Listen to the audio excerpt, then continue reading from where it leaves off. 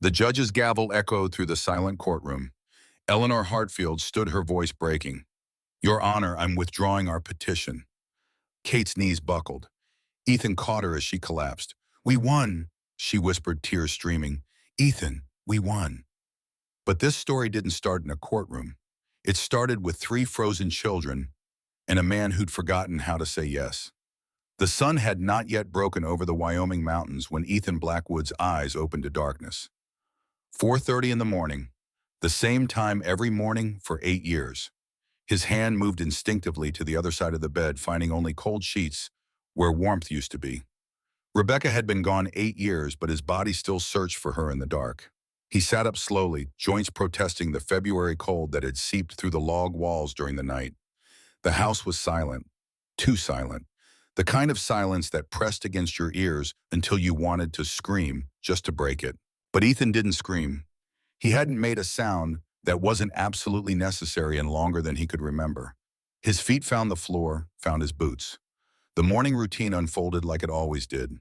Build the fire, make the coffee, stare at the empty chair across from his at the kitchen table. Drink the coffee, black because that's how he'd always taken it, and changing now would feel like admitting something he wasn't ready to admit. 8 years, 8 Wyoming winters that he'd survived. But surviving wasn't the same as living. Ethan knew that. Somewhere deep in the part of himself he'd locked away the night Rebecca died, he knew it. But knowing something and being able to do something about it were 2 very different things. The coffee was bitter and hot. He drank it standing by the window, watching the first gray light touch the peaks of the mountains to the east. Beautiful country, harsh and unforgiving, but beautiful. The kind of beauty that could kill you if you weren't careful. The kind that demanded everything you had and gave back only what you earned. Rebecca had loved these mountains, had stood at this very window every morning with her own cup of coffee, watching the light change, talking about her plans for the day, the garden she wanted to expand, the chickens she wanted to get, the children she hoped they'd have someday. They'd never had children. 8 years of marriage, and Rebecca's body had never quickened with life. It had broken her heart a little more each month, though she'd tried to hide it. Ethan had told her it didn't matter, that she was enough, that they were enough together. He'd meant it too, every word. But now there was nothing. No Rebecca, no children, no future that looked any different from the past. Just him and this ranch, and the work that never ended. He finished his coffee and set the cup in the basin. Time to start. The cattle wouldn't feed themselves. The fences wouldn't repair themselves. And the bank certainly wouldn't pay itself. That last thought made his jaw tighten. The bank. Marcus Cole in his final notice. $2,000 due by the 1st of April or the ranch would be foreclosed. $2,000 he didn't have. $2,000 he had no way of getting unless he could somehow turn this failing operation around in the next 6 weeks. The letter sat on the kitchen table where he'd left it 3 days ago. He hadn't looked at it since first reading it, but he didn't need to. The words were burned into his memory. Final notice. Foreclosure. Failure. Caleb Winslow had left him this ranch. Caleb, the man who'd found a 12-year-old orphan boy begging for scraps outside a general store in Cheyenne and had given him a chance. More than a chance. A life. A future. Everything. And Ethan was going to lose it because he couldn't pull himself together enough to run it properly. Because for 8 years he'd been going through the motions, doing just enough to get by, but never enough to actually thrive. Never enough to honor what Caleb had given him. The anger that rose in his chest was familiar. Anger at himself, anger at fate, anger at God for taking Rebecca when she'd been so young, so full of life. Anger that accomplished nothing but made his hands shake as he pulled on his coat and hat. The cold outside hit him like a fist. February in Wyoming meant temperatures that dropped below zero most nights, wind that cut through layers of wool and leather, like they weren't there snow that could bury a man if he wasn't paying attention. Ethan barely noticed anymore. Cold was just another thing to endure. The barn was dark and smelled of hay and horse and the deep earthy scent of animals in winter. His gelding Ash nickered softly as Ethan approached with grain. The horse was getting old, like everything else on this place. Gray around the muzzle, now stiff in his movements, but still strong, still willing to work. Ethan ran his hand down the horse's neck as he ate, feeling the warmth of him, the solid reality of muscle and bone and breath. Animals didn't lie, didn't pretend, didn't try to make you feel better with empty words. They just were, honest in a way people rarely managed. The morning chores took 2 hours. Feeding, watering, checking the cattle in the near pasture for signs of illness or injury, inspecting the fence line as far as he could see in the growing light. Everything was holding together. Barely, like him. By the time he rode back to the barn, the sun had cleared the mountains and was casting long shadows across the snow. Another day begun, another day to get through. The thought sat heavy in his chest as he unsaddled Ash and rubbed him down. He should go to town, needed supplies, needed to talk to Marcus Cole face to face, try to buy himself more time. Needed to do something other than hide out here on this ranch like a ghost haunting his own life. The decision made itself. He'd go to Silver Ridge, face whatever needed facing. Maybe buy himself a few more weeks to figure out how to save this place. Maybe not, but at least he'd have tried. The ride to town took an hour and a half. Ash picked his way carefully through the snow, breath steaming in the cold air, ears forward. Alert, Ethan let his mind drift as they rode, watching the landscape roll past. Empty country, wild country, the kind of land that made a man feel small and large at the same time. Small because of how vast it all was. Large because surviving here meant something. Silver Ridge appeared gradually. First the outlying buildings, then the main street with its row of wooden structures, the general store, the saloon, the bank, the church. All the things a town needed to call itself civilized, even if civilization was a generous word for this rough collection of people clinging to existence on the edge of nowhere. Ethan tied Ash outside the bank and stood for a moment gathering himself. He'd known Marcus Cole for 15 years. The man wasn't cruel, just practical. Business was business. Money was money. And a ranch that couldn't pay its debts was a risk the bank couldn't afford to take. The bank was warm inside. A fire burned in the stove in the corner. Marcus looked up from his desk as Ethan entered, and something like sympathy crossed his face before he smoothed it away. They talked for 20 minutes. Marcus laid out the situation clearly. The bank had been patient, had given extensions twice already. But patience had limits, and those limits had been reached. $2,000 by April 1st, or foreclosure proceedings would begin. Ethan asked if there was any way to get more time. Marcus shook his head slowly. The decision had come from Denver. The bank couldn't hold a non-performing loan indefinitely. It wasn't personal. It was just business. Just business. The words echoed in Ethan's head as he left the bank and stood on the wooden sidewalk looking at the street without really seeing it. Just business that he was about to lose everything Caleb had given him. Just business that 8 years of grief had brought him to this moment. He needed to go to the general store, get supplies, go home, figure out what the hell he was going to do. The store was across the street and down 2 buildings. He started walking. Grace Dawson's store was the largest in Silver Ridge. She'd run it for 30 years, had seen people come and go, fortunes made and lost. Nothing much surprised her anymore. She looked up when Ethan entered and nodded once, the kind of acknowledgement you gave someone you knew but didn't have much to say to. The store was warm and smelled of wood smoke and coffee and the dry scent of flour and grain. Ethan moved through it mechanically, gathering what he needed. Coffee, salt, bacon, flour, basic things, survival things. That's when he heard it. A child's voice, thin and desperate, cutting through the normal sounds of the store. "Mama, Mama, please. Thomas won't wake up." Ethan froze, turned, saw them for the first time.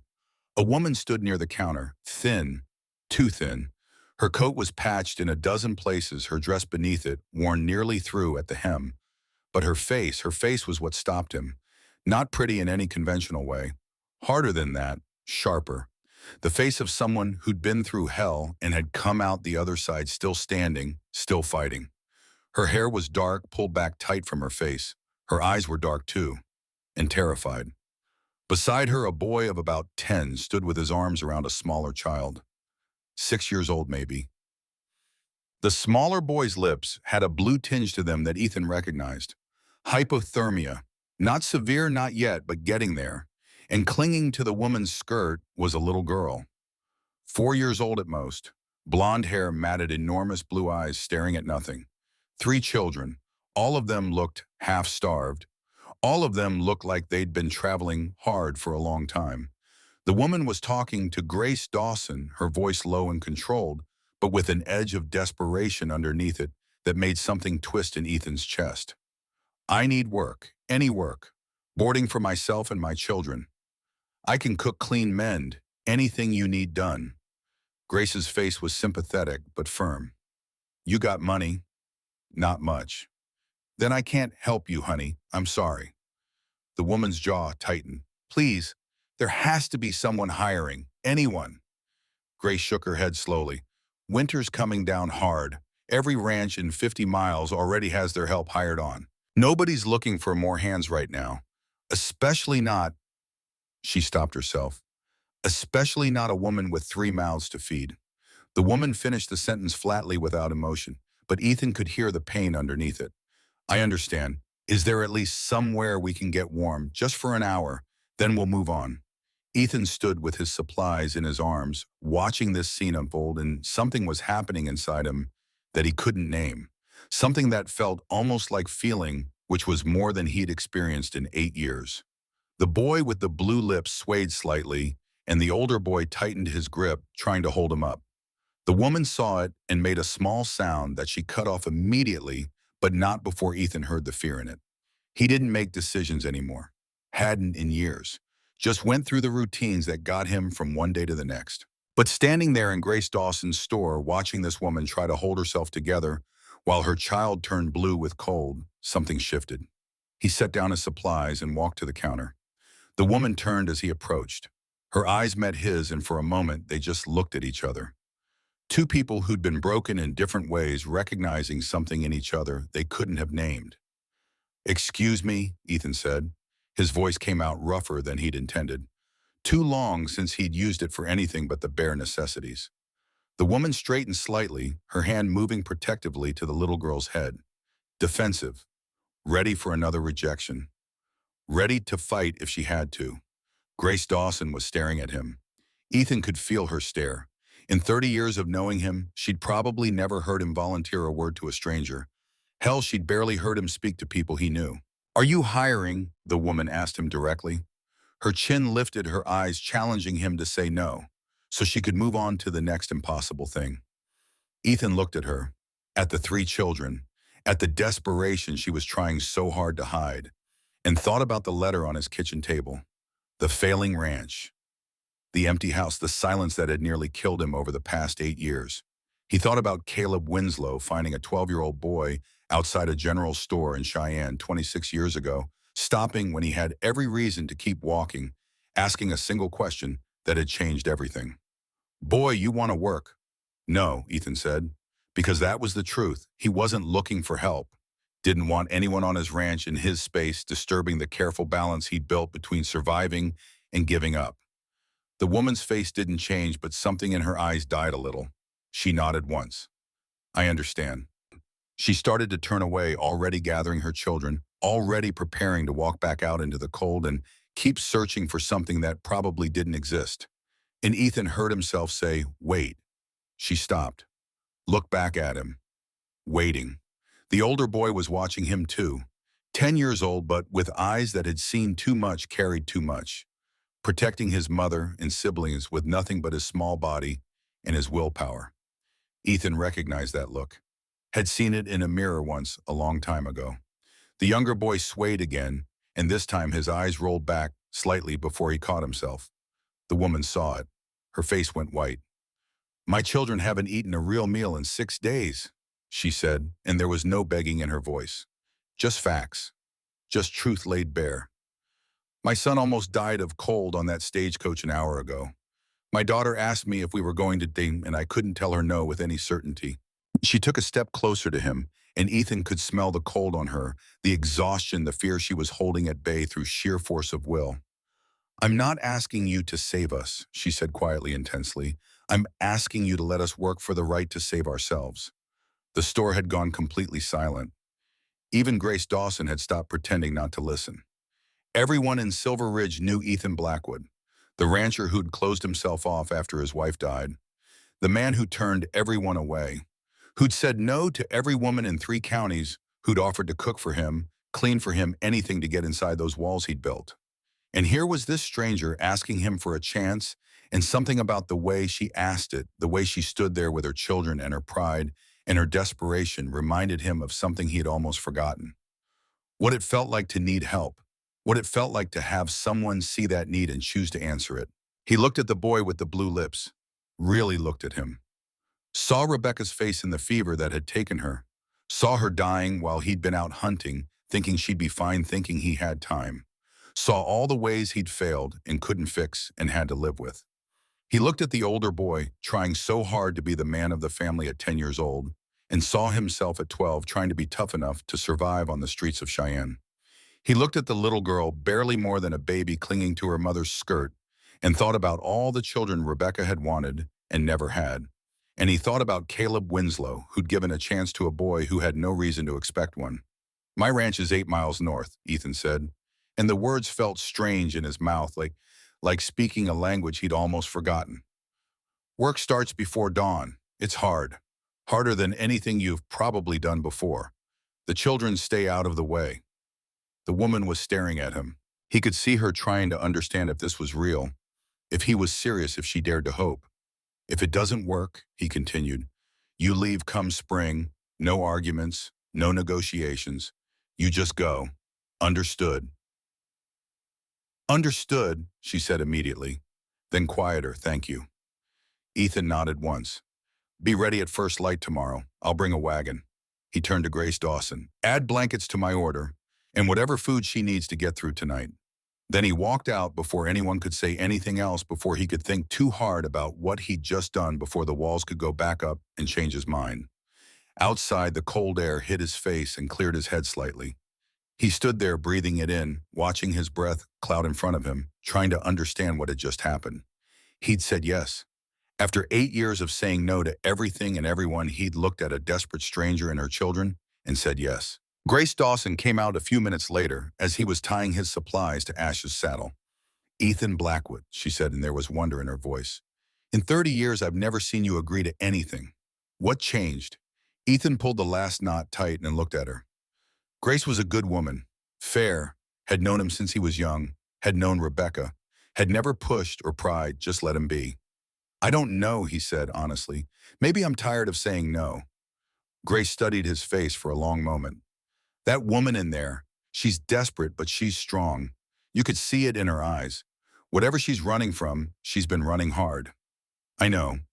And you're still going to take her in." "I need the help." It wasn't the whole truth, but it was part of it. The ranch was failing. He couldn't run it alone anymore. That was fact, whether he wanted to admit it or not. "There's more to it than that," Grace said quietly. "That boy who's sick. When you looked at him, I saw something in your face I haven't seen in 8 years. Ethan swung up into the saddle, gathering the reins. He didn't want to talk about what he'd seen when he looked at that boy. Didn't want to examine too closely what had made him say yes. "She needs a place. I need help. That's all it is." Grace didn't look convinced, but she didn't push. "Well, maybe it'll be good for you, having people around again. The silence out there would drive most men mad." "I'll see you next week," Ethan said, which was his way of ending the conversation. He touched his hat brim and turned Ash toward home. The ride back was different than the ride in. His mind wouldn't settle, kept circling back to the woman and her children, to the decision he'd made, to what it was going to mean to have people in his house again. Rebecca's house. The house came into view as he crested the last rise. Small, solid, built by Caleb 40 years ago and maintained since. Ethan had grown up in that house, had brought Rebecca there as a bride, had watched her die in the bedroom on the east side. It had been a tomb for 8 years, a place to sleep and eat and nothing more. No laughter, no conversation, no life. And tomorrow he was bringing 3 children into it.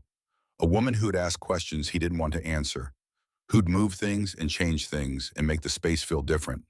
The part of him that had been frozen solid for 8 years wanted to ride back to town, tell the woman he'd changed his mind, go back to his silent existence. But the part of him that remembered being 12 years old and desperate and saved by a stranger's kindness wouldn't let him. He put ash in the barn and stood for a moment in the dimness, breathing in the smell of hay and horse. Tomorrow his life would change. For better or worse, he didn't know. But it would change. The house felt emptier than usual when he entered, like it knew what was coming and was holding its breath. Ethan built up the fire, made coffee, stood at the window watching the sun sink toward the mountains. He should prepare the room for them. The guest room that hadn't been used since Caleb died. Should make sure it was clean, aired out, ready for occupants. The room was on the west side of the house.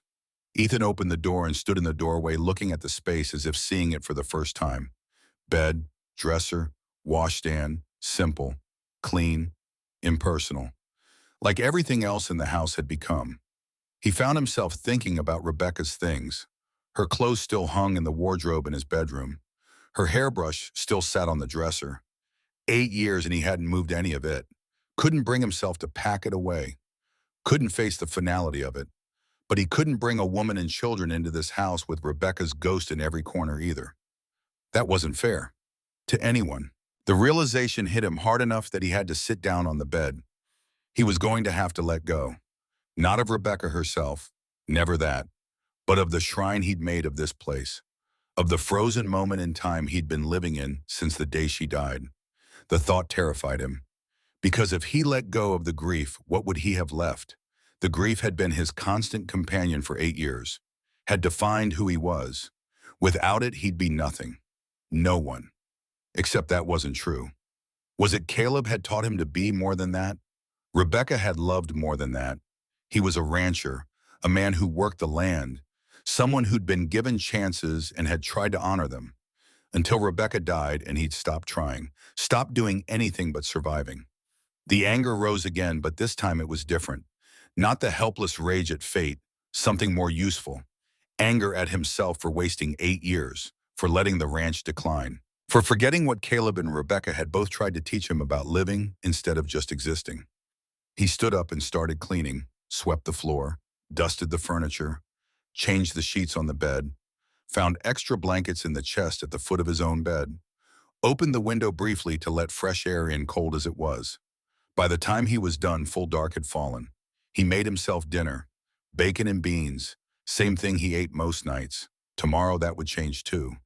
There'd be a woman in his kitchen, cooking, changing the rhythms he'd lived by for so long. The thought should have bothered him more than it did. He sat by the fire after dinner, not reading, not doing anything, just sitting and thinking. Tomorrow, at first light, he'd go back to town, load up a woman and 3 children he didn't know and bring them here. Give them a chance the way Caleb had given him one 26 years ago. And maybe, just maybe, giving them a chance would give him one too. A chance to be something other than a ghost haunting his own life. A chance to honor Rebecca's memory by actually living instead of just waiting to die. The fire burned down to embers. Ethan banked it for the night and went to his bedroom. Rebecca's things were everywhere. Her shawl on the chair by the window, her Bible on the bedside table, her handkerchief, the one she'd embroidered in the last month of her life, still tucked in the drawer. He picked it up. Lavender scent still clung to the fabric after 8 years. Rebecca had loved lavender, had grown it in the garden, dried it, tucked sachets of it everywhere. I'm going to try, he said quietly to the empty room, to Rebecca's memory, to the ghost he'd been living with. I don't know if I can do it, don't know if I should, but I'm going to try to be alive again. I hope that's okay. The room didn't answer. Of course it didn't, but somehow Ethan felt lighter, like something had shifted, like permission had been granted, even if only in his own head. He slept better that night than he had in months. No dreams, just darkness and rest. The alarm in his head woke him at 4:30 as always, but this time instead of the usual dread of facing another empty day, there was something else. Not quite anticipation, more like purpose. He had somewhere to be, something to do that mattered. The morning chores went quickly. Feed the animals, check the cattle, get the wagon ready, load it with the supplies he'd bought yesterday. By the time the sun started to lighten the eastern sky, he was ready to go. The ride to town felt shorter than it had yesterday. The sky was clear, the air brutally cold, but still. No wind, the kind of morning that promised the temperature would drop even further once night fell again. Silver Ridge was just waking up when he arrived. Smoke from chimneys, a few people moving on the street, And there, standing outside Grace Dawson's store with 3 children and a pitiful collection of belongings, was the woman. She saw him coming and straightened, gathering her children close, preparing herself for whatever came next. Always preparing, always braced for impact. Ethan pulled the wagon to a stop and climbed down. The woman watched him, her face carefully neutral. Ms. He realized he didn't know her name. Morrison, she said. Kate Morrison, this is Benjamin, Thomas, and Emma. Ethan nodded to each child in turn. Benjamin, the 10-year-old, met his eyes steadily, assessing, protecting. Thomas, the 6-year-old, who'd been sick yesterday, looked better this morning, color in his face. Alert. Emma, the little girl, hid behind her mother's skirts, but peeked out at him with those enormous blue eyes. Mr. Blackwood, Kate Morrison said formally, we're ready and grateful for the opportunity. Get in the back with the children, Ethan said, moving to help her with her bags. They weighed almost nothing. Everything this family owned fit in 2 cloth bags. The reality of that sat heavy in his chest. I'll ride up front. Kate Morrison's voice was firm. If that's acceptable. Ethan paused, looked at her. Most people would want to ride in the back where it was more sheltered, where they didn't have to make conversation with a stranger who'd made it clear he didn't want company. But Kate Morrison wasn't most people. He'd already figured that out. Suit yourself, he said, and helped the children into the back of the wagon, instead making sure they were settled among the supplies and blankets.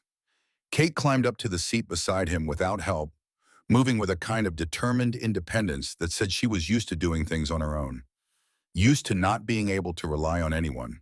They rode in silence for the first mile. Ethan didn't know what to say, didn't know how to make small talk, had forgotten if he ever knew how in the first place. It was Kate who finally spoke. 8 miles, that's far from town. Far enough. On purpose. Ethan glanced at her. She was looking straight ahead, her profile sharp against the white landscape. Not prying, just stating fact. Yes. She nodded slowly as if that told her something. Maybe it did.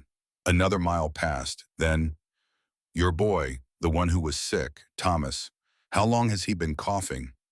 Kate's hands tightened on her cloak.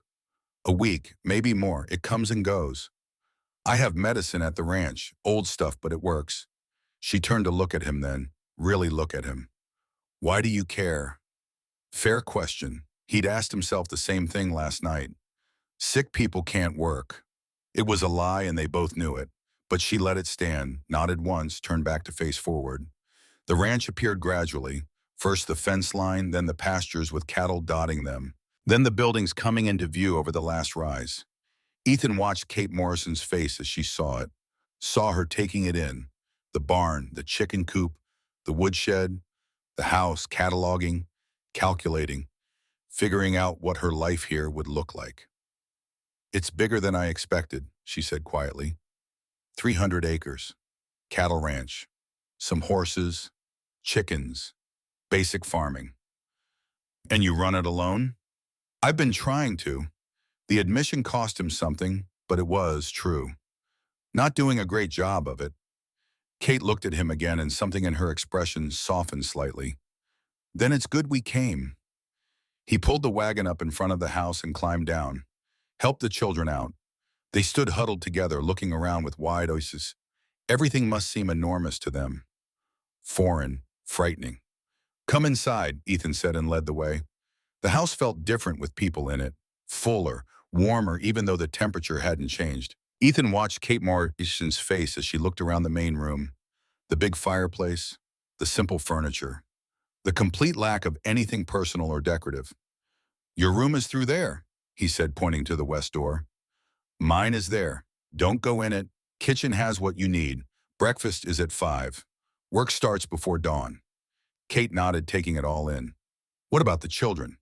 Ethan looked at them, Benjamin watching everything, Thomas already eyeing the bookshelf beside the fireplace, Emma still clinging to her mother's skirt. Benjamin? The boy's attention snapped to him immediately. How old are you? 10, sir. You want to learn to work a ranch? Something lit in Benjamin's eyes. Yes, sir. Come with me after breakfast. I'll show you the barn. The boy nodded, standing a little straighter. Thomas? The younger boy looked up at him nervously. You like animals? Yes, sir. Someone needs to collect eggs from the chickens every morning. Can you do that? Thomas's whole face brightened. I can. Good, Emma. The little girl pressed closer to her mother but didn't look away from him. You help your mother. Stay out of trouble. Can you do that? The smallest nod.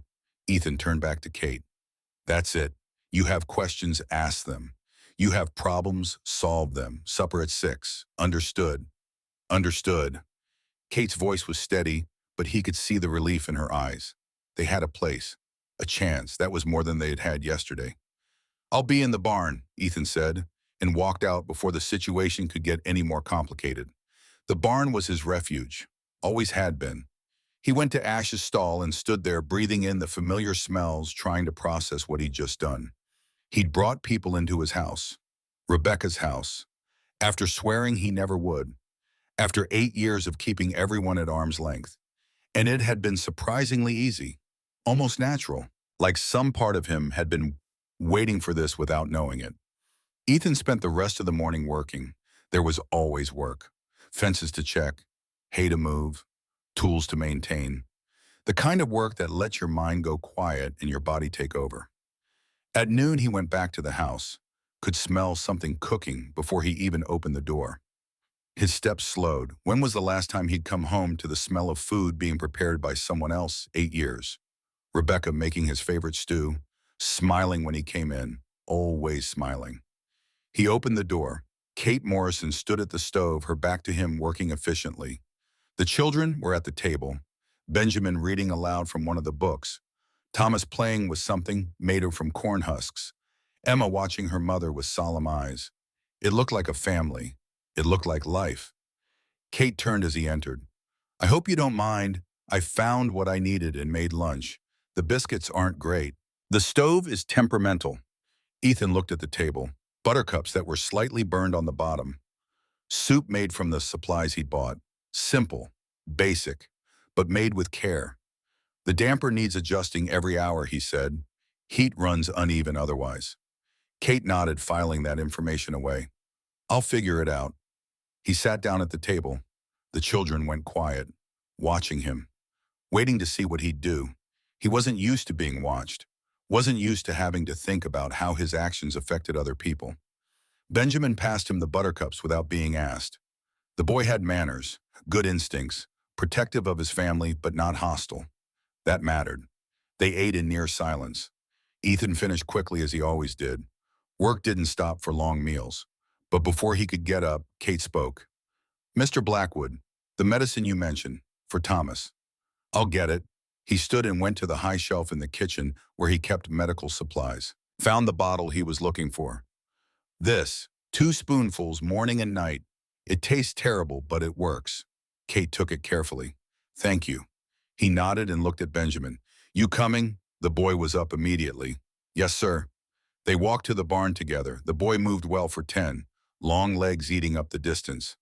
Tough, not complaining about the cold, even though his coat was too thin for Wyoming winter.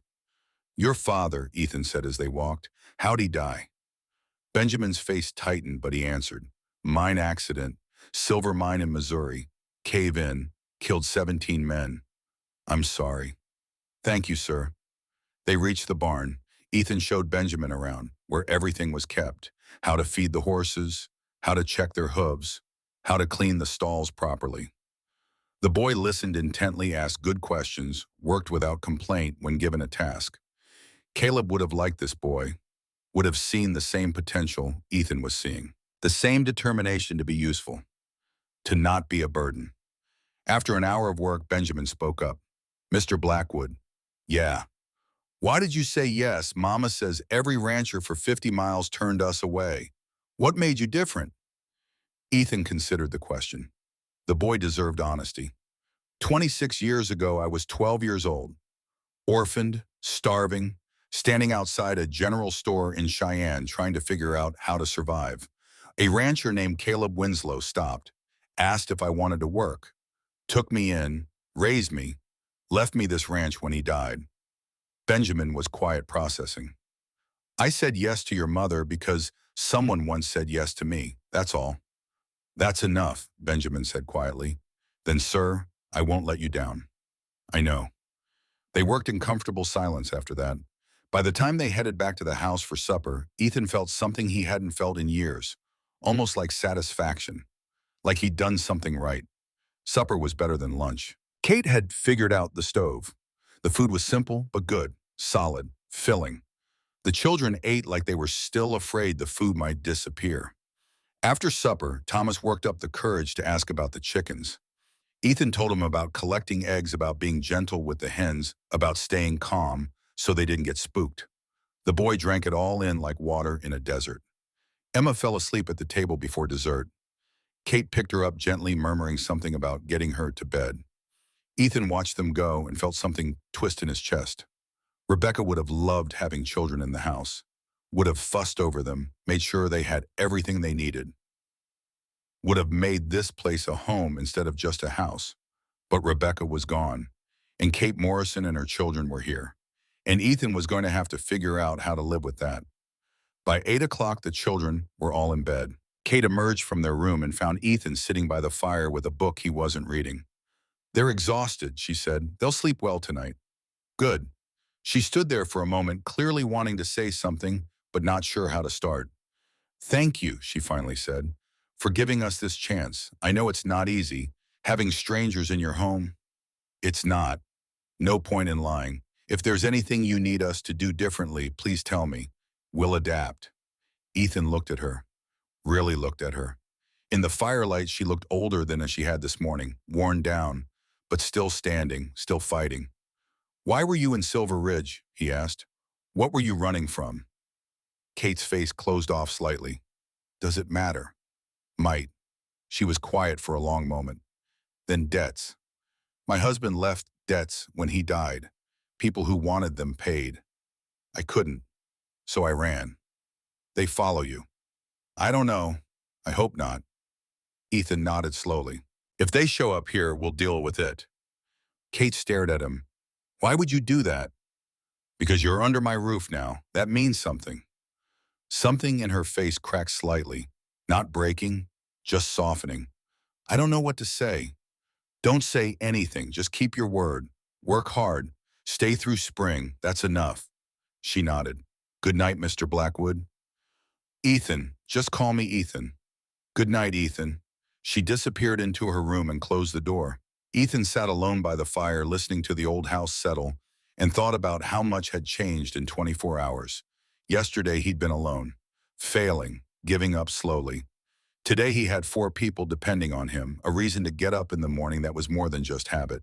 It should have terrified him. Maybe it did a little, but mostly it just felt like waking up after a long sleep. Painful, disorienting, but necessary.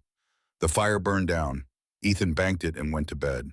Tomorrow would come early, but that was okay. Tomorrow had purpose now. The first 5 days established a routine. Ethan and Benjamin worked together in the mornings. The boy learned fast, worked hard, never complained. By the 3rd day, he was handling tasks on his own. By the 5th day, he was anticipating what needed doing before being told. Thomas took over the chickens completely, named them all, reported to Kate every evening about which hens were laying well and which weren't. The boy had a gift with animals, a gentleness that was rare. Emma stayed close to Kate, helping where she could, slowly coming out of her shell. By the 4th day, she smiled at Ethan when he came in for lunch. By the 5th day, she asked him a question about the horses. Progress, small but real. Kate proved herself too. She figured out the stove completely by the 2nd day. The house started to look cleaner, more organized. Meals improved. She didn't ask permission for anything, just saw what needed doing and did it. The house felt different, fuller, warmer, like it was remembering what it had been like when Rebecca was alive, and it had been a home instead of a tomb. On the 5th night, as Ethan was heading to bed, Kate stopped him. "Can I ask you something?" He turned. She was standing by the firelight, making her face softer, younger. "Ask." "Who was she, the woman who lived here before?" Ethan's chest tightened. "My wife, Rebecca. She died 8 years ago." Kate nodded slowly. "I thought so. The house feels like someone loved it once. She did. I'm sorry for your loss." Ethan didn't know what to say to that. After 8 years, condolences felt meaningless. But Kate Morrison didn't look like she was offering meaningless words. She looked like she understood. Your husband, he said. You loved him? Yes, he wasn't perfect, made mistakes, but he loved his children. That counted for something. They stood there in silence for a moment. Two people who'd both lost someone, who'd both been broken and were trying to figure out how to put themselves back together. Good night, Kate said finally. Good night. The sixth day dawned clear and bitterly cold, the kind of cold that made metal stick to skin and breath freeze in your lungs. Ethan woke with a bad feeling he couldn't name, just a sense that something was coming, something he needed to be ready for. He did his morning routine faster than usual, got Benjamin started on chores, checked on the cattle more thoroughly than normal. Everything looked fine, but the feeling wouldn't go away. It was mid-afternoon when he heard it. Wind, but not normal wind, the kind of wind that came before a blizzard, the kind that could kill livestock and people if you weren't prepared. He ran for the house. Kate looked up as he burst through the door, her face going pale at his expression. Storm coming. Bad one. I need to check the north fence. If it's down, the cattle will scatter and freeze. I'm coming with you. No. You can't do it alone. If you die out there, what happens to us? She was right. He hated that she was right. But she was. Get the warmest clothes you have. Be ready in 5 minutes. They rode out into gathering darkness. The wind had picked up to a howl, snow starting to fall in thick sheets that made it nearly impossible to see. Ethan led trusting Ash to find the way. Kate followed on the other horse hunched against the cold. Finding the fence took 20 minutes that felt like hours. The wind was savage. The cold cut through every layer of clothing. And Kate kept up, never complained, never asked to turn back. The fence was down, just as he'd feared. Cattle were already starting to drift through the gap, following instinct that would lead them to freeze in open pasture. They worked together. Ethan hammered boards back into place. Kate held them steady. They drove cattle back through the gap. Kate's hands were shaking with cold. So were his, but they didn't stop. By the time the fence was secured and the cattle were turned back and they were both barely able to stay upright, the cold had gotten into their bones. Their movements were slow, clumsy, dangerous. The ride back was a nightmare. Ethan could barely stay conscious. Kate slumped forward over her horse's neck. Only Ash's sure instinct got them back to the barn. In the barn, Ethan tried to dismount and his legs gave out completely. He hit the ground hard. Kate tried to help him and went down too. Benjamin was there. The boy must have been watching. He helped his mother up, helped Ethan, got them both moving toward the house, kept saying, "It's okay, you're home, you're safe." 10 years old and already a man when it counted. Inside, the fire was blazing. Thomas and Emma stared at them with wide, frightened eyes.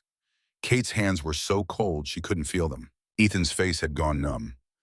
Benjamin got his mother into a chair by the fire, wrapped her in blankets, made her drink hot coffee that she couldn't taste. "The cattle?" Kate asked through chattering teeth. "Safe." Ethan's voice didn't sound like his own. "We got them. Saved the ranch."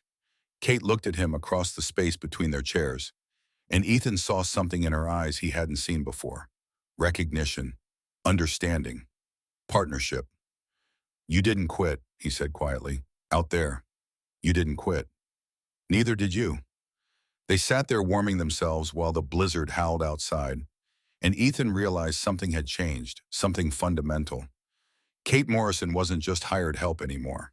She was someone who'd stood with him in the worst the land could throw at them.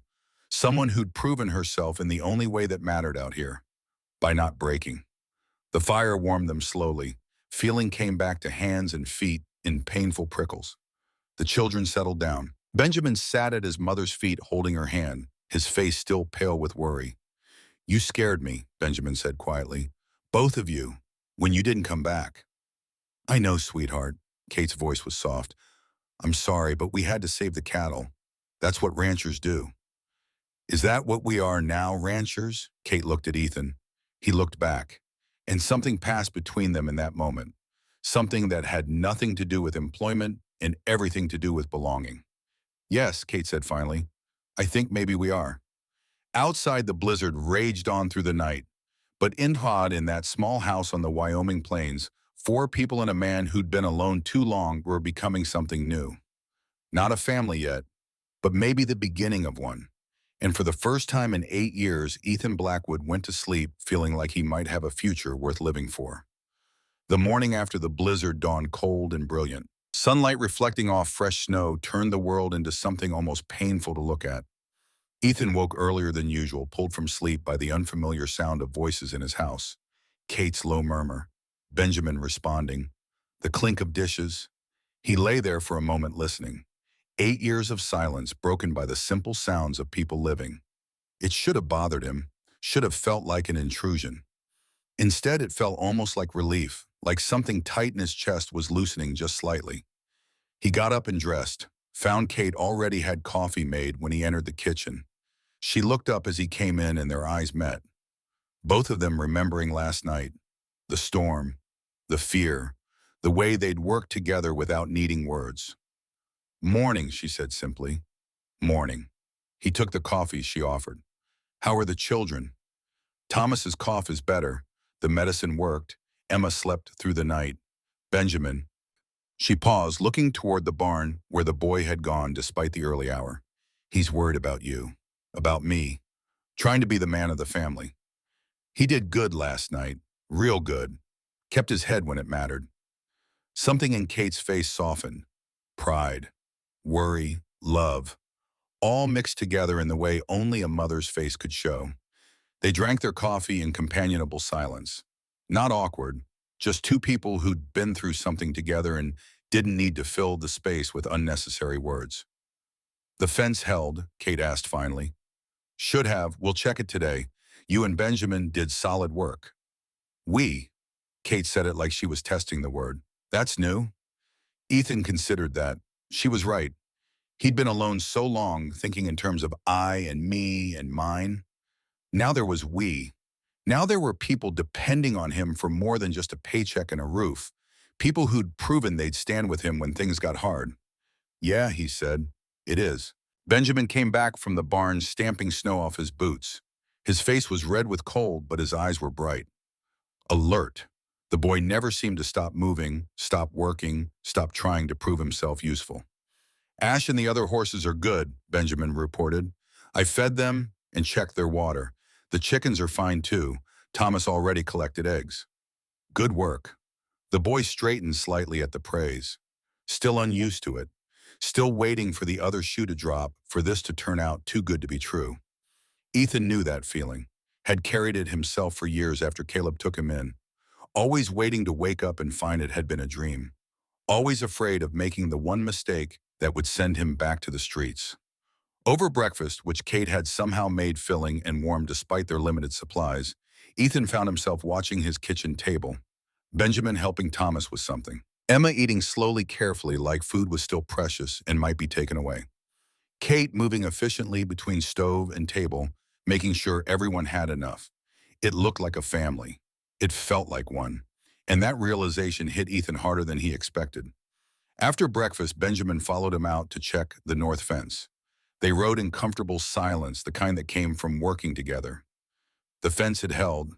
The cattle were where they should be. Everything had survived the storm. "Mr. Blackwood," Benjamin said as they were riding back, "can I ask you something?" "Ask." "Last night, when you and Mama were out there, I was scared, real scared, and I started thinking about what I'd do if something happened to you both. How I'd take care of Thomas and Emma." Ethan waited. Let the boy work through whatever he was trying to say. "My father, he told me before he died that I had to be the man now. Had to take care of Mama and my brother and sister. But I'm only 10. And sometimes I don't know how to be a man when I'm still just a kid." The honesty of it made Ethan's chest tight. He remembered being 12 and feeling the exact same way. Too young for the responsibility, but having no choice but to carry it anyway. "Your father put too much on you," Ethan said finally. "Being a man isn't about age. It's about doing what needs doing even when you're scared. About standing up for people who can't stand up for themselves. About being honest and working hard and not giving up when things get tough." He paused, looking at the boy, really seeing him. The two serious eyes, the shoulders that carried too much weight, the determination that kept him going anyway. "You did all that last night. You kept your head, took care of your mother and siblings, made sure the fire stayed going. You did exactly what needed doing. But I was terrified. Being brave doesn't mean not being scared. It means being scared and doing it anyway. You understand? Benjamin was quiet for a long moment, then nodded slowly. Yes, sir, I think I do. You're a good kid, Ben. Your father would be proud. But you don't have to be the man of the family right now. That's my job. You just be a boy for a while longer. There's time enough for the rest. Something in Benjamin's face cracked. Not breaking, just releasing. Like he'd been given permission to not carry everything alone. Thank you, he said quietly. They rode back to the ranch without speaking again. But the silence was different now. Lighter somehow. The days that followed fell into new rhythms. Ethan and Benjamin worked together every morning. The boy learned quickly, remembered everything, asked smart questions. By the end of the second week, he could handle most of the basic ranch work without supervision. Thomas had made the chickens entirely his domain. He'd named every single hen, knew which ones were broody, which ones were good layers, which ones needed watching. The boy had a gift with animals that reminded Ethan of Caleb. That same patience, same instinct for what they needed. Emma was coming out of her shell slowly, started talking more, laughing sometimes. She'd taken to following Ethan around when he was working near the house, asking questions in her small voice about everything. Why did horses need shoes? Where did chickens come from? Why was the sky blue? He answered as best he could, found himself looking forward to her questions, to the way her face lit up when he explained something. Kate had transformed the house, not by changing anything big, just by being present in it, cooking meals, cleaning corners that hadn't been touched in years, making the space feel lived in instead of haunted. But more than that, she'd started to relax slightly. The desperate edge was fading. She smiled more, laughed at something Benjamin said, sang quietly while she worked. Ethan caught himself watching her sometimes. The way she moved, the way she talked to her children with such obvious love, the way she'd proven herself strong in ways that mattered out here. It made him uncomfortable. This watching, this noticing. Like he was being disloyal to Rebecca's memory. Like feeling anything for another woman was a betrayal. But he couldn't seem to stop. 3 weeks after the blizzard, Ethan was in the barn repairing tack when Kate found him.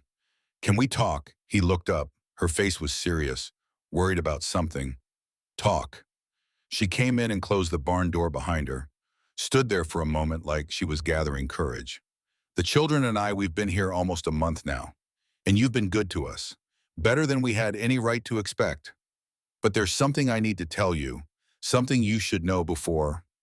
She stopped, started again. Before you get more invested in us being here. Ethan set down the bridle he was working on. I'm listening. Kate took a breath. Emma isn't my biological daughter. My husband Samuel, he had her from another woman before we married. The woman died in childbirth. Samuel took Emma when she was 18 months old. I've raised her since then, but legally, technically, she's not mine. Ethan waited. There was more. He could tell.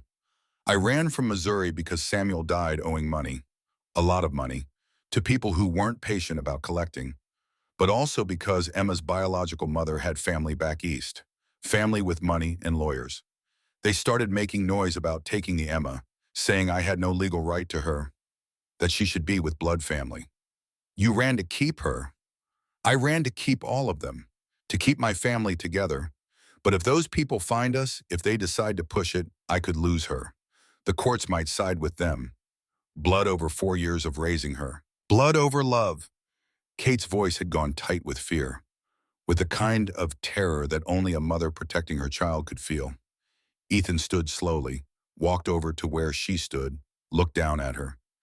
Emma is your daughter in every way that matters. Anyone can see that. She calls you mama, trusts you, needs you. That's what makes family, not blood. Choice, ento. But legally, if someone comes, we'll deal with it. You're under my roof. That means something. I won't let anyone take that little girl from you without a fight. Kate stared at him. Why? Why would you do that for us? You barely know us. I know enough. I know you walked into a blizzard to save my cattle. I know you work harder than any hand I've ever had. I know your children are good kids who deserve a chance. He paused. And I know what it's like to be alone and scared and need someone to stand with you. Something in Kate's face cracked. Her eyes got bright. She looked away quickly, blinking hard. "Thank you," she whispered. "Don't thank me yet. We don't know if anyone's even looking." But the worry was there now. In both of them, a new shadow over the peace they'd been building. That night, Ethan couldn't sleep. He lay in bed staring at the ceiling, thinking about what Kate had told him. About Emma being taken. About courts and lawyers and blood rights versus the right of love. It made him angry. Made him want to fight something. Protect something. He hadn't felt protective of anything except this ranch in 8 years. Now suddenly he was ready to go to war for a 4-year-old girl he'd known less than a month. The realization should have scared him, should have sent him running. Instead, it just felt right. Like something frozen inside him was finally thawing. Finally remembering how to care about something beyond just surviving day to day. December arrived with more snow and bitter cold. But inside the house, something was warming. Small moments that built on each other. Benjamin's laugh when Ethan showed him how to rope. Thomas's pride when he reported a record number of eggs collected. Emma's shy smile when she brought Ethan a cup of coffee she'd made herself with her mother's help. And Kate who'd somehow become not just hired help, but something more. Partners seemed too formal. Friends seemed too distant. Whatever it was growing, changing, becoming something Ethan didn't quite know how to name. 2 weeks before Christmas, Benjamin mentioned it at breakfast. "Mama, it's almost Christmas. Papa used to make us things, remember?" The table went quiet. Thomas's face fell. Emma looked at her mother with hopeful eyes. Kate's expression went carefully neutral, the way it did when she was hiding pain. "I remember, sweetheart, but we don't have much for gifts this year. Maybe we'll figure something out," Ethan heard himself say. All eyes turned to him. Christmas should be Christmas. Kids should get something. Kate opened her mouth, closed it, finally just nodded, her eyes bright. That night, after everyone was asleep, Ethan went to the barn. He hadn't touched his carving tools in 8 years. Rebecca had taught him, said it was a way to make beauty in a harsh world, said his hands were good for more than just hard work. After she died, he'd packed the tools away. Couldn't bear to touch them. Couldn't bear to do something that reminded him so completely of her. But now he pulled out the box, opened it, ran his fingers over the tools that felt both familiar and foreign. He could make something for Emma. A horse, maybe. She'd been fascinated by the horses since arriving. Could make a doll, too, if he remembered how. And a knife for Benjamin, a real one, the kind a working man carried. And something for Thomas. A chicken maybe carved to look like that speckled hen he loved so much. He pulled out a block of wood and started working. His hands remembered even if his heart had tried to forget. He was so focused he didn't hear Kate come in, didn't know she was there until she spoke softly from the doorway. "I didn't know you could carve." Ethan's hands stilled, didn't turn around. "Rebecca taught me. Haven't done it since she died." Kate came closer, looked at the half-formed horse taking shape under his knife. "It's beautiful. It's rough." "No, it's beautiful." They stood there in the lamplight, close but not touching, both of them aware of the space between them and what it might mean if that space closed. "Why did you stop?" Kate asked quietly. She died. "Why did you stop making things?" Ethan set down the carving, finally turned to look at her. "Because every time I picked up these tools, I saw her, teaching me, guiding my hands, laughing when I made a mistake. It hurt too much. And now it still hurts, but maybe that's okay. Maybe the hurt means she mattered, means what she taught me mattered." Kate nodded slowly. "Samuel used to sing, had a beautiful voice. After he died, I couldn't listen to music for a year. Every song just made me cry. But eventually I started singing again. For the children. Because he would have wanted them to have music in their lives." "You sing, Mom," a small smile. "Not well, but yes." "I've never heard you." "I sing quietly when I'm working, when I think no one's listening." They looked at each other. Two people who'd both lost someone, who'd both been broken and were trying to figure out how to live again. "I should get back," Kate said. "Let you work." But she didn't move, and neither did Ethan. "Kate," her name felt strange in his mouth, intimate. "I'm glad you came here. Glad you didn't leave after that first hard week." So am I. She said it so softly he almost didn't hear it. Then she turned and walked back to the house, and Ethan stood alone in the barn with a half-carved horse and a heart that was feeling things he'd sworn he'd never feel again. He worked on the gifts every night for the next 2 weeks, hiding them when anyone came near, making sure they'd be ready for Christmas morning. The days were good. The ranch was running better than it had in years. Having help, real help, made all the difference. Benjamin was turning into a solid hand. Kate had taken over all the household management. Even Thomas and Emma contributed in their small ways. But more than that, the house felt alive again, felt like a home. And Ethan was starting to realize how much he'd missed that, how much he'd needed it without knowing. Christmas morning dawned clear and cold. Ethan woke to the sound of excited children's voices, Emma's squeal, Thomas's laugh, Benjamin trying to shush them both but obviously excited himself. He got up and dressed quickly. Went out to find the children gathered around the fireplace where he'd laid out the gifts before going to bed. Emma found the horse first, picked it up with reverent hands. Mama, look. Look how beautiful. The doll came next. Kate had somehow made a dress for it from fabric scraps. Emma immediately named it Rebecca, and Ethan had to turn away for a moment, his throat too tight to speak. Benjamin opened his knife carefully, drew the blade, tested the edge with respect. This is a man's knife, he said quietly. You've earned it, but it's a tool, not a toy. You treat it right, it'll last you the rest of your life. Yes, sir. The boy's voice was thick. Thank you. Thomas found the carved chicken and burst out laughing. It looks just like Buttercup. Look, Mama. It has the same grumpy face. Everyone laughed at that, even Ethan. And the sound felt so strange and so good he almost didn't recognize it as his own voice. Kate had made gifts too. New shirts for the boys from fabric she'd somehow acquired. A vest for Ethan pieced together from whatever materials she could find, lined with wool for warmth. He put it on immediately. It fit perfectly. Felt like it had been made just for him, which it had. Thank you, he said, and meant it for more than just the vest. Kate smiled. You're welcome. Merry Christmas, Ethan. Merry Christmas. They spent the day together, all of them, eating a meal Kate had been preparing for days, playing games the children taught him, reading stories by the fire, being a family in all the ways that mattered. And that night, after the children were in bed, Kate found Ethan standing on the porch looking at the stars. Cold out here, she said, wrapping a shawl tighter around her shoulders. Yeah, she stood beside him, not too close, but close enough that he could feel her presence like warmth. Today was good, she said quietly. The children were so happy. Thank you for the gifts, for making Christmas special. Thank you for the vest. And for, he struggled to find words, for making this place feel like a home again. Kate was quiet for a long moment, then so softly he almost didn't hear it. Is that what we are now? A home? Ethan thought about that, about what home meant. It wasn't just a building, it was people, connection, belonging. It was coming back at the end of a hard day to voices and laughter and someone who cared if you made it back safe. Yeah, he said, I think maybe it is. They stood together in the cold looking at the stars, and Ethan felt something he hadn't felt since Rebecca died. Hope. The fragile, terrifying, necessary kind of hope that maybe life had more to offer than just survival. Maybe it could offer living again. The day after Christmas, Ethan took Kate up the hill behind the house, the place he hadn't brought anyone in 8 years, the place where Rebecca rested.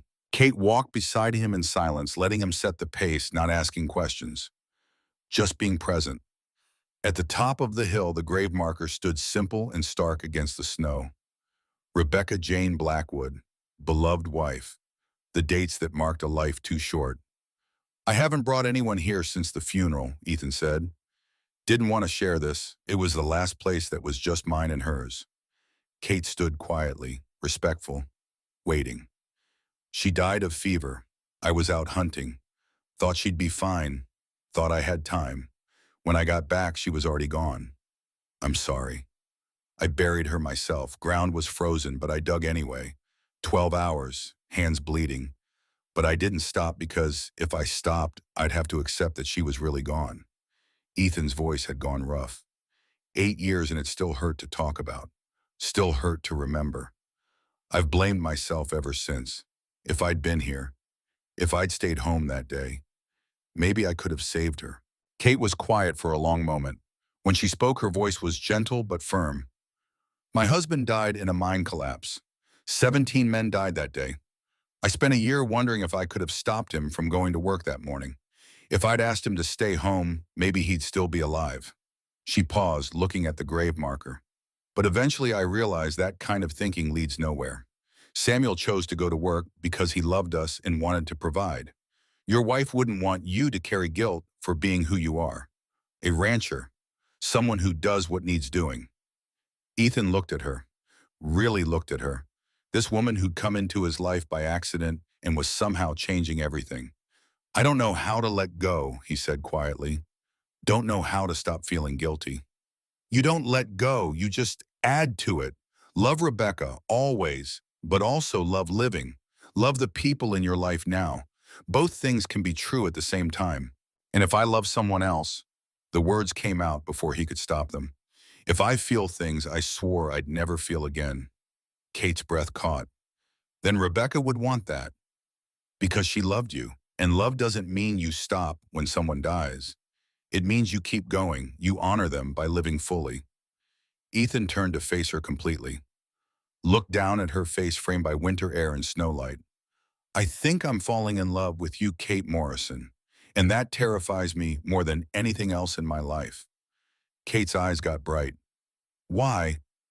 Because I couldn't survive losing someone again, and loving you means risking that loss. Then don't lose me. Kate's voice was fierce now, strong. Fight for me, for us, for what we're building together. I will. The words came out like a vow, like a promise. I'll fight for you, for the children, for this family we're making.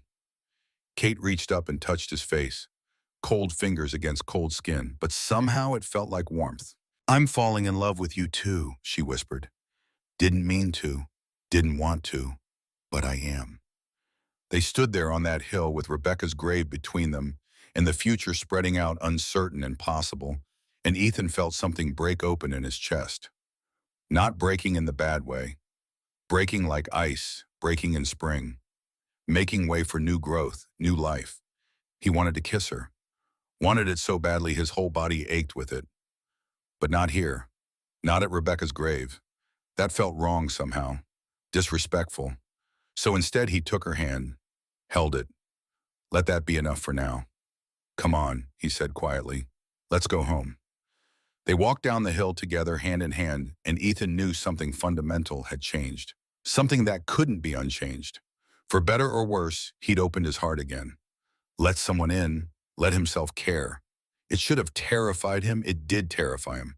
But it also felt like the first real thing he'd done in 8 years. New Year's Eve arrived with bitter cold and clear skies. The children were asleep. The house was quiet. Kate and Ethan sat by the fire not talking, just being together in comfortable silence. What are you thinking about? Kate asked finally. The future. What happens next? Spring will come. That was our agreement. You could leave then if you wanted. Kate looked at him. Do you want me to leave? No. The answer came immediately. Honestly. No, I don't. Then I won't. Just like that. Just like that. Kate smiled slightly. This is home now, for me and the children. Unless you're saying you don't want us here. I want you here. Ethan set down his coffee. Kate, I want you to stay. Not as hired help. Not as a temporary arrangement. I want this to be real. It already is real. You know what I mean. Kate was quiet for a moment. Then she moved from her chair to sit beside him, close enough that their shoulders touched. Say it properly, she said quietly. Say what you mean. Ethan turned to face her. This woman who'd come into his life broken and desperate, and had somehow made him remember how to be alive. This woman who'd stood in a blizzard with him, who'd made his house a home, who'd given him a reason to wake up every morning. Kate Morrison, I haven't let myself want anything in 8 years. Didn't think I deserved to want things, to hope for things, but you've changed that. You and your children. You've made me remember what it feels like to actually live instead of just survive. He took her hand, held it carefully, like something precious. I'm broken. I've got damage I don't know how to fix. I'll probably make you angry once a week for the rest of your life. But if you're willing to stay, if you can look at all my broken pieces and still want to be here, then I want you to stay. Not just through spring, forever." Kate's eyes were bright with unshed tears. "That sounds like a proposal." "It's a promise. When I propose, and I will, I want you to be sure. Sure of me. Sure of this life. Sure that you're choosing what you actually want, not just choosing safety. So for now, this is just me asking you to stay, to build this life with me, one day at a time. And in the meantime, we keep doing what we're doing, taking care of the ranch, raising the children, learning each other, until the day comes when making it official feels right." Kate leaned her head against his shoulder. Ethan put his arm around her. They sat like that as the fire burned low and the old year died and the new year was born. "I can do that," Kate whispered. "I can stay, build this with you, one day at a time." "Good." They sat together in the quiet house holding each other, and Ethan felt something he hadn't felt since Rebecca died. Complete. Like all the pieces of himself that had been scattered and broken were finally starting to come back together. It wasn't the same as what he'd had with Rebecca. It was different, its own thing. And that was okay. That was how it should be. The fire burned down to embers. Outside, the Wyoming night was cold and vast and full of stars. Inside, two broken people had found each other and were slowly, carefully building something new from the pieces of their shattered lives. February arrived hard and cold, but inside the ranch house, warmth was growing. Ethan and Kate's relationship deepened, not rushing, just letting it unfold naturally. Small touches, conversations that lasted long into the night, looks that said more than words could. The children were thriving. Benjamin had grown 2 inches and was handling work that would challenge many grown men. Thomas's cough was completely gone, his cheeks filling out with regular meals. Emma was talking constantly now, asking questions, laughing, being the child she'd been too scared to be before. Everything was good, better than good. For the first time in 8 years, Ethan was actually happy. That's when the letter arrived. It came on a Tuesday afternoon. Grace Dawson's boy brought it out from town, said a lawyer from back east had been asking questions about a widow named Morrison with 3 children. Ethan opened it with hands that wanted to shake. Kate stood beside him, her face going pale as he read. The letter was from a law firm in Boston, Hartfield and Associates, representing Mr. and Mrs. Thomas Hartfield regarding a matter of family custody. They understood a Mrs. Catherine Morrison and 3 minor children were residing on his property.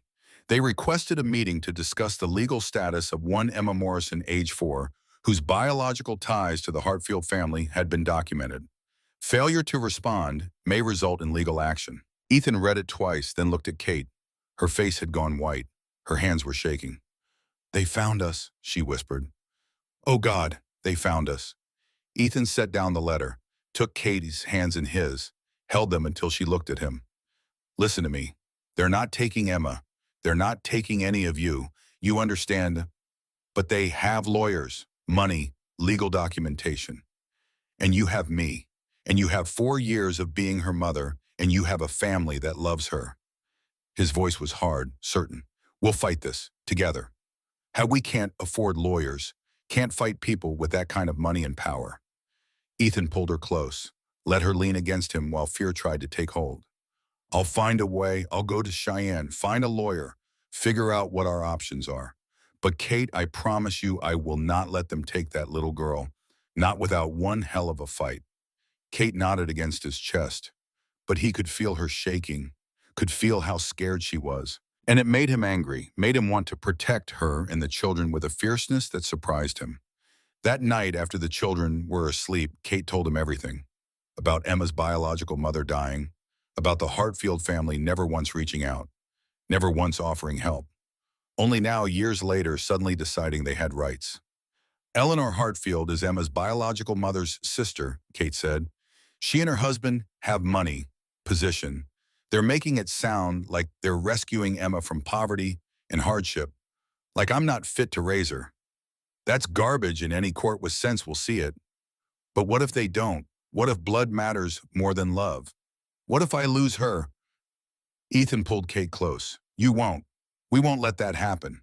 But even as he said it, fear crept in, because people with money and lawyers usually won, and he and Kate were just regular folks trying to make a living on a failing ranch.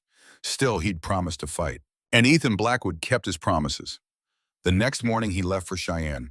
5 days of hard riding. Kate wanted to come, but someone needed to stay with the children. Someone needed to keep the ranch running. So Ethan went alone, carrying the letter and the weight of his family's future. Cheyenne had grown since he'd last been there as a boy.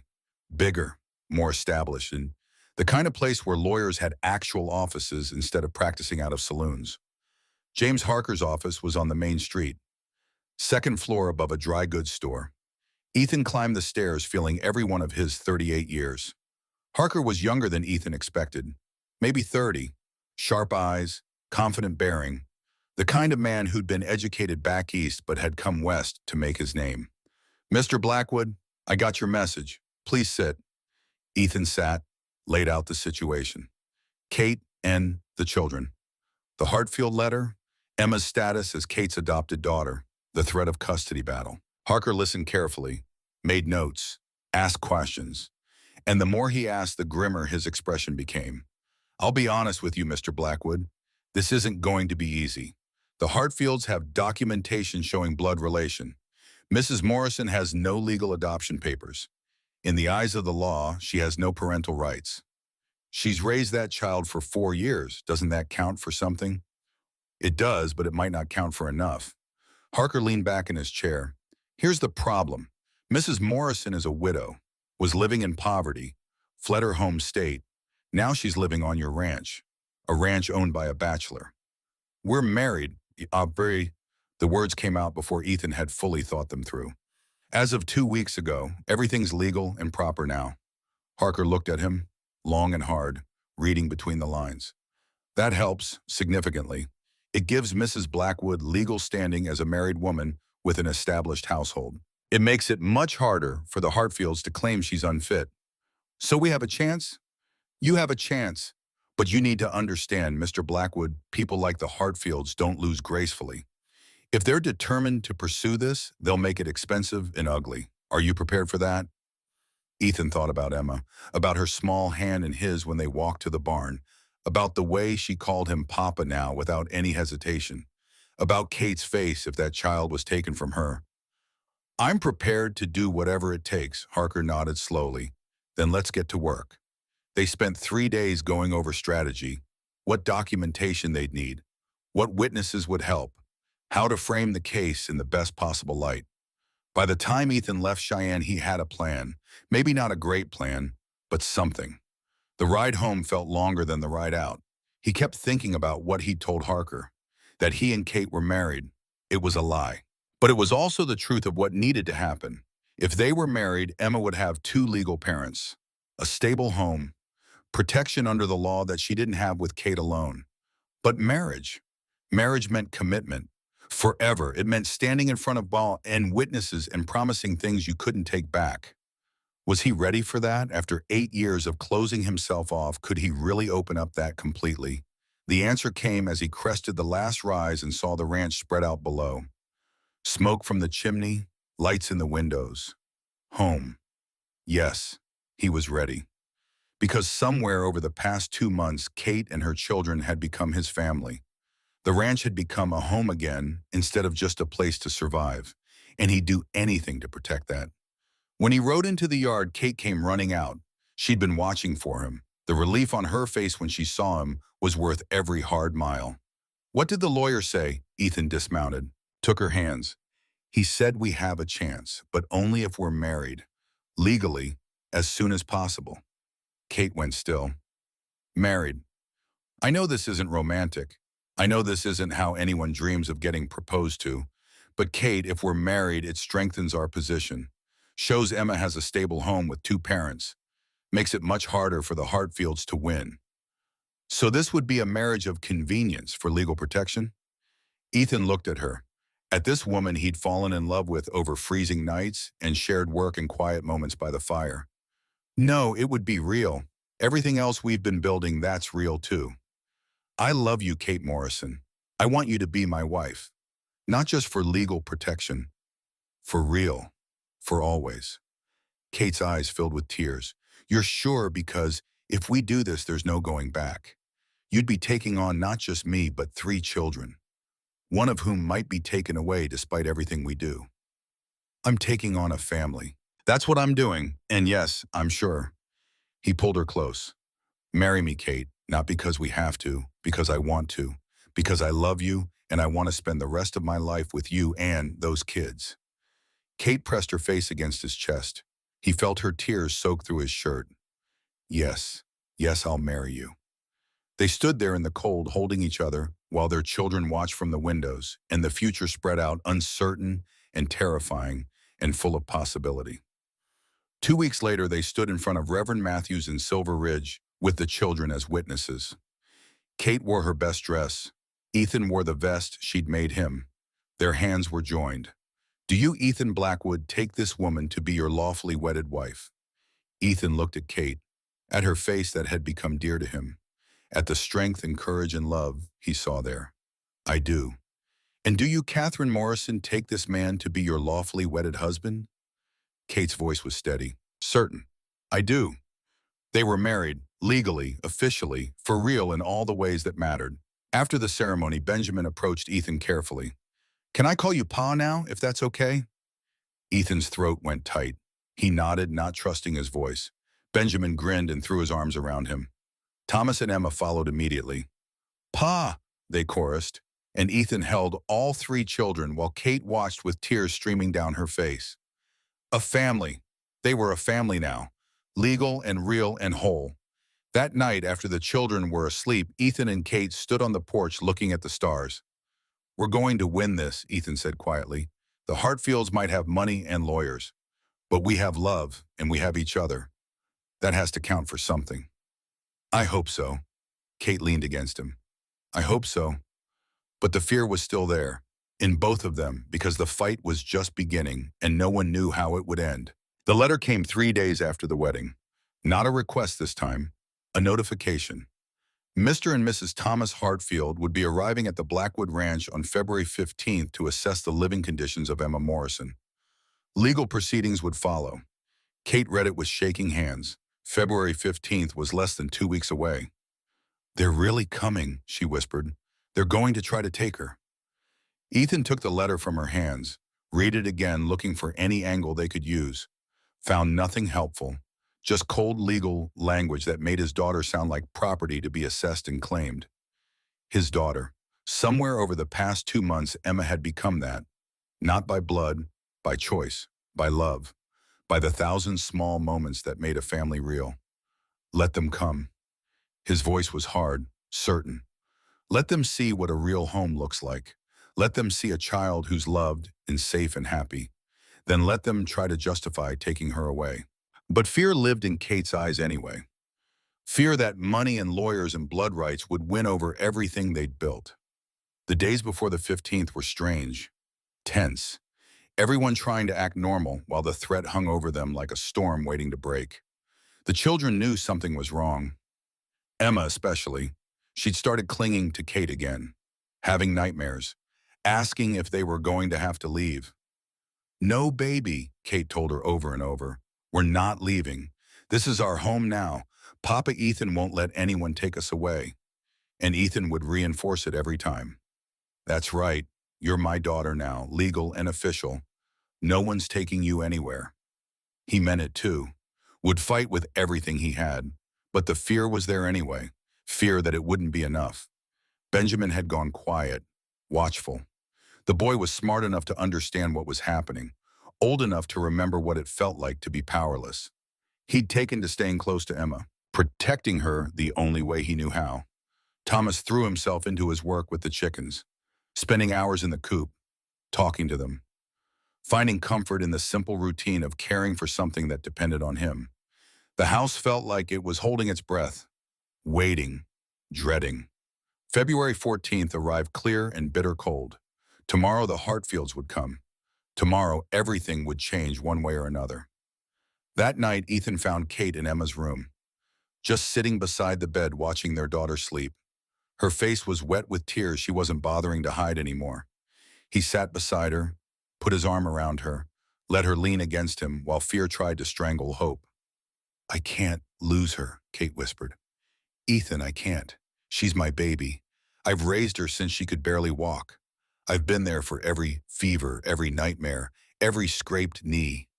I'm her mother, not some stranger who happens to share her blood. I know. What if the judge doesn't see it that way? What if blood is all that matters to them? Then we appeal. We fight harder. We don't stop fighting until we win. Kate turned to look at him. Why are you doing this? Really, you could have just let us go when the letter came. Stayed out of it. Kept your life simple and uncomplicated. Ethan looked at Emma sleeping peacefully. At this little girl who called him Papa with complete trust, who brought him flowers from the garden, who asked him to read her stories at bedtime. Because she's mine now too. Because you're all mine. And I protect what's mine. Always. He turned to face Kate fully. When Rebecca died, I thought my life was over. Thought I'd never feel anything again except grief and guilt. Then you showed up with 3 half-frozen children, and somehow you brought me back to life. Taught me how to care about something again. How to hope. How to love. His voice roughened. If someone tries to take that away, tries to hurt you or these kids, they're going to find out exactly how far I'm willing to go. And Kate, I'm willing to go all the way. Kate kissed him then, soft and desperate and full of all the fear and love and hope they were both carrying. When they broke apart, her eyes were still wet, but also fierce. Then we fight. We fight. They sat together in Emma's room until late into the night, drawing strength from each other, preparing for battle. February 15th dawned gray and threatening snow. Ethan was up before the sun, restless energy making it impossible to sleep. He did the morning chores quickly, checked on the cattle, made sure everything looked as prosperous and well-maintained as possible. This was more than his home now. It was evidence, proof that he could provide for a family, that Emma would have a good life here. By mid-morning, the house was spotless. Kate had cleaned everything that could be cleaned. The children were dressed in their best clothes, hair-combed, faces scrubbed, trying to look like the happy, well-cared-for family they actually were. The riders appeared just after noon, 2 horses picking their way carefully through the snow. As they got closer, Ethan could make out details. Expensive coats, fine horses. The bearing of people who'd never done a day of hard work in their lives, city people, Eastern people. The kind who thought money and breeding made them superior to folks who worked with their hands. Ethan felt his jaw tighten. These were the people who wanted to take Emma, wanted to uproot her from the only mother she'd ever known because of some legal technicality about blood. He stepped out onto the porch. Kate came to stand beside him, her hand finding his and gripping tight. The children stayed inside as instructed, watching through the window. The riders stopped in front of the house. The man dismounted first, then helped the woman down with elaborate courtesy. They were both in their 50s, Ethan guessed. Well-dressed, well-fed, the kind of prosperity that came from inherited money, not earned sweat. Mr. Blackwood, the man's voice was clipped, Eastern accent. I'm Thomas Hartfield. This is my wife, Eleanor. We're here to discuss the matter of Emma Morrison. Emma Blackwood, Ethan corrected quietly. She's my daughter now, legal and adopted. Thomas Hartfield's expression didn't change. Nevertheless, we have business to discuss. Then let's discuss it out here. You're not welcome in my home. Eleanor Hartfield stepped forward. Her face was harder than her husband's, less willing to pretend courtesy. Mr. Blackwood, we understand you've recently married the child's guardian, a convenient arrangement given the circumstances. I married the woman I love. The circumstances have nothing to do with it. Of course. Eleanor's tone made it clear she didn't believe him. Regardless, Emma is blood relation to us. Her biological mother was my sister. Before she died, she expressed wishes that we raise the child should anything happen to her. And where were you 4 years ago when that happened? Kate's voice cut in hard and controlled. Where were you when Emma was 18 months old and needed a mother when she was learning to walk and talk and needed family? You didn't want her then. You don't get to want her now. Eleanor's face flushed. We weren't aware of her existence until recently. My sister and I had been estranged. By the time we learned of Emma, you'd already fled Missouri with her. I didn't flee. I moved to give my children a better life. A better life? Eleanor looked around at the ranch, the simple buildings, the rough country. Her expression made it clear what she thought of it all. This is hardly suitable for raising a young lady. Emma deserves education, culture, opportunities beyond what this frontier can provide. Emma deserves a mother who loves her, Kate shot back, which she has, and a father who died protecting her, which she also has. What can you offer that matters more than that? Stability, security, a proper upbringing. Thomas Hartfield's voice was firm. Mrs. Blackwood, we understand you've done your best, but you must see that we can offer Emma advantages you simply cannot. Ethan had heard enough. Let me make something clear. Emma is happy here. She's healthy. She's loved. She has brothers who protect her and parents who'd walk through fire for her. You want to argue that's not good enough, then you take it to court. But you're not stepping foot in my house. You're not going near that little girl. Not today. This is highly irregular, Thomas started. I don't care. You came here to assess living conditions. Fine, you can see we have a solid home, good land, enough to provide for our family. You want more than that, get a court order. Eleanor's eyes had gone cold. We will. And Mr. Blackwood, when we do, you'll find that the courts favor blood relations over convenient marriages. Emma belongs with us, and we will have her. She turned to her husband. Thomas, we're leaving. Our lawyers will handle this from here. They mounted their horses without another word, rode away with the same careful precision they'd arrived with, never looking back. When they were out of sight, Kate's legs gave out. Ethan caught her before she hit the porch, lowered her gently to sit on the steps. They're going to take her, Kate said, her voice hollow. Did you see Eleanor's face? She's not going to give up. She'll use every resource she has until she wins. Then we'll use everything we have too. We don't have anything. We're just ranchers trying to survive.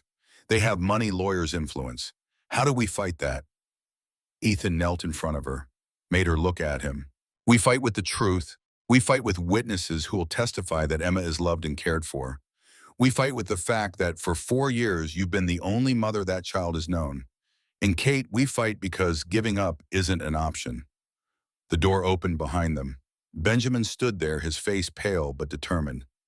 Pa, I heard what they said about taking Emma. You weren't supposed to be listening.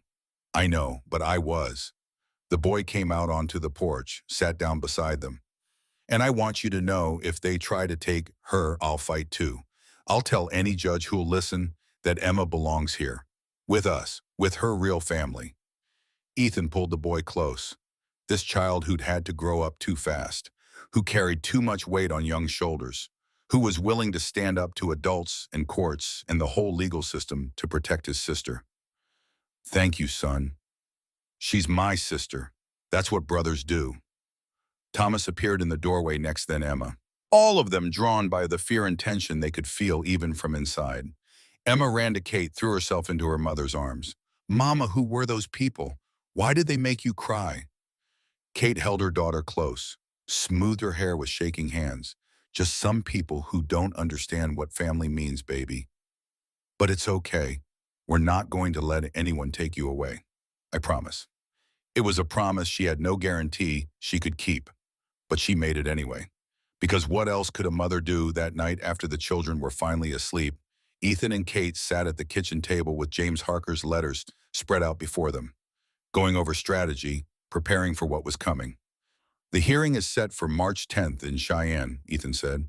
That gives us 3 weeks to prepare.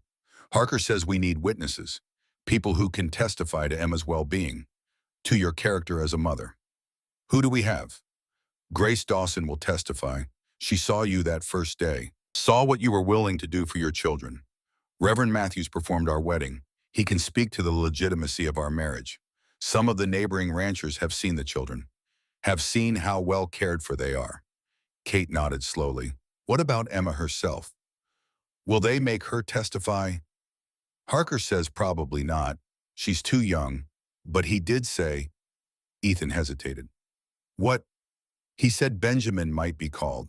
He's old enough that a judge might listen to him, ask him questions about the home environment, about you, about how Emma's been treated. Kate's face went white. They'd put him on the stand, Make him testify against those people he's 10 years old. I know, but Harker thinks it might help. A child testifying on behalf of a parent carries weight. I don't want to put that on him. Neither do I, but Kate, we might not have a choice. They sat in silence for a long moment, the weight of what they were facing settling over them like snow. Tell me something, Kate said finally. Tell me we're going to win this. Even if it's a lie, tell me we're going to win. Ethan took her hands, looked into her eyes. We're going to win, because losing isn't an option, because that little girl belongs here with us, because love matters more than blood, and because I'll spend every cent I have and fight until I have no fight left before I let anyone take her. You really mean that? Every word. Kate leaned forward and kissed him, soft and desperate and full of all the fear they were both carrying. When they broke apart, her eyes were wet but also determined. Then we fight. The next 3 weeks were a blur of preparation, gathering documents, meeting with witnesses, going over testimony with James Harker, making sure every detail of their case was as strong as possible. Benjamin asked to testify, said he wanted to help. Ethan tried to talk him out of it, not wanting to put that burden on a child. But the boy was insistent.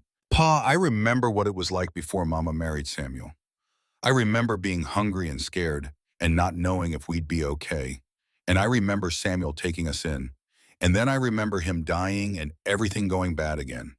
But now we're here, and we're good. We're a family. I need to tell that to the judge.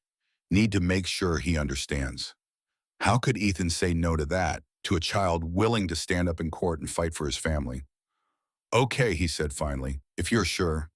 I'm sure. March arrived with the first hints of spring, snow melting during the day, freezing again at night. The world caught between winter and something new, something hopeful. On March 9th, they left for Cheyenne. All of them. The children needed to be there even if they didn't testify. Needed to see their parents fighting for them and needed to know they mattered enough to fight for. The ride took 2 days. They stayed in a hotel in Cheyenne the night before the hearing. Kate couldn't sleep. Neither could Ethan. They lay in bed in the dark, holding each other, trying to find courage in the warmth of skin on skin. Whatever happens tomorrow, Kate whispered, I want you to know I love you, and I'm grateful for everything you've done for us, for choosing to stand with us even though you didn't have to. I had to. Ethan's voice was rough in the darkness. Because you're my family now. You. And family means everything. They made love then, gentle and desperate and full of all the fear and hope and love they couldn't quite put into words. Afterward, Kate cried quietly against his chest, and Ethan held her while his own eyes burned with tears he wouldn't let fall. Tomorrow would come. Tomorrow they'd face it. Together. The courtroom in Cheyenne was smaller than Ethan expected. Plain wooden benches, a raised platform for the judge, windows that let in harsh morning light, everything spare and functional and intimidating. The Hartfields sat on one side with their lawyer, expensive suits, confident bearing, looking like people who expected to win because they always won. Ethan and Kate sat on the other side with James Harker. Kate's hands were shaking.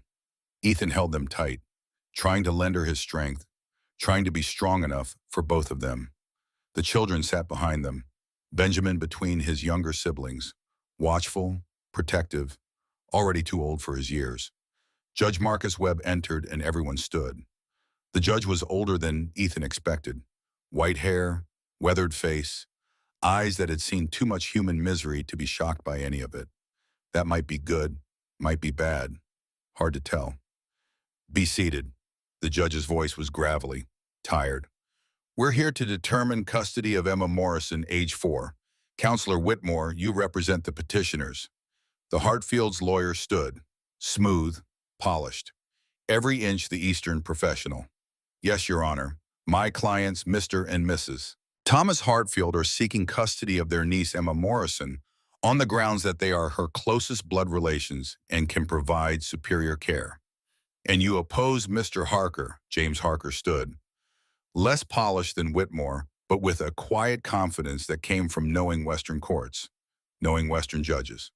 Yes, Your Honor, my clients, Mr. and Mrs. Ethan Blackwood, oppose this petition on the grounds that Mrs. Blackwood has been Emma's mother in every meaningful sense for 4 years. Blood relation does not supersede the bonds of actual parenthood. Judge Webb nodded slowly. Proceed, Mr. Whitmore. What followed was brutal. Whitmore laid out the Hartfield case with surgical precision. Documentation showing Eleanor Hartfield's biological connection to Emma's birth mother. A letter supposedly from the birth mother expressing wishes that the Hartfields raise Emma if anything happened to her. Evidence of the Hartfield wealth and social position. Emphasis on the educational and cultural opportunities they could provide. Then he turned his attention to Kate and Ethan, pointed out that Kate had no legal adoption papers, that she'd fled Missouri with outstanding debts, that she'd been living with Ethan before their marriage, that the marriage itself seemed suspiciously timed to the Hartfield inquiry. Your Honor, Whitmore said smoothly, while we don't question Mrs. Blackwood's affection for the child, we must consider what's truly best for Emma's future. The Hartfields can offer stability, education, and opportunities that a struggling ranch in Wyoming territory simply cannot match. Ethan's hands clenched into fists. Wanted to stand up. Wanted to shout that none of that mattered compared to love. But Harker had warned him. Stay quiet. Let the lawyer handle it. Outbursts would only hurt their case. When it was Harker's turn, he started with Grace Dawson. The older woman took the stand with calm dignity. Told the story of Kate coming into her store that first day. 3 starving children. A mother desperate but proud, asking for work, not charity. I've run that store 30 years, Grace said. I've seen a lot of people come through, good people and bad. And I'm telling you, Judge Kate Morrison is one of the good ones.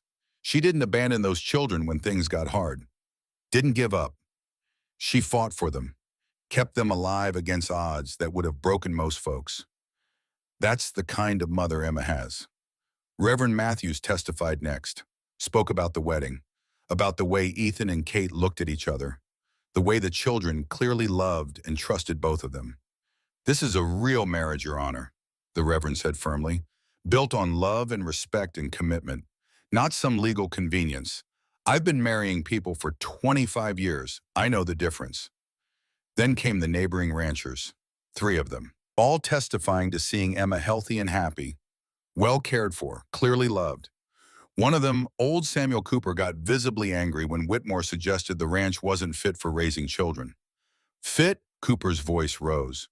My children were raised on a ranch, my grandchildren too. Are you saying ranch life isn't good enough for a child that only city people know how to raise kids proper? That's the biggest load of horse manure I've heard in 50 years. Judge Webb had to bang his gavel to restore order. But Ethan saw something flicker in the old judge's eyes, something that might have been approval. When it was time for Kate to testify, she walked to the stand with her head high, hands steady. Ethan had never been more proud of her. Harker kept it simple, asked her to describe Emma's early life, the way Kate had taken her in as a baby, the years of care and love, the bond they'd built.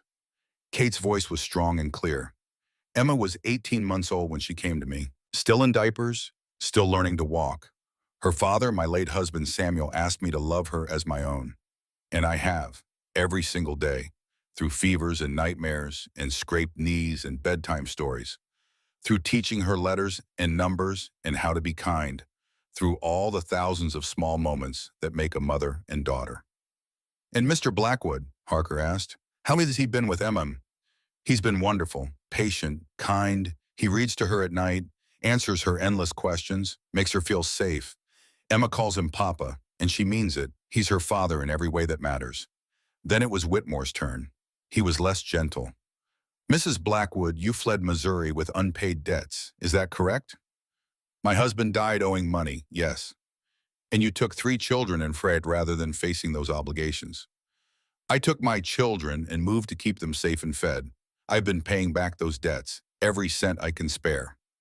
You lived with Mr. Blackwood for nearly 2 months before marrying him. As a widow living with a bachelor, some might find that improper. Kate's eyes flashed. I was his housekeeper. We had separate rooms. Everything was proper. And we married because we love each other, not because of any impropriety. Conveniently, shortly after receiving notice of the Hartfield inquiry. We married because we wanted to be a family, legal and official. The timing had nothing to do with convenience and everything to do with love. Whitmore tried to shake her, tried to make her seem desperate or opportunistic or unfit, but Kate held firm, answered every question with quiet dignity, never wavering, never breaking. When she stepped down, Ethan wanted to stand up and cheer.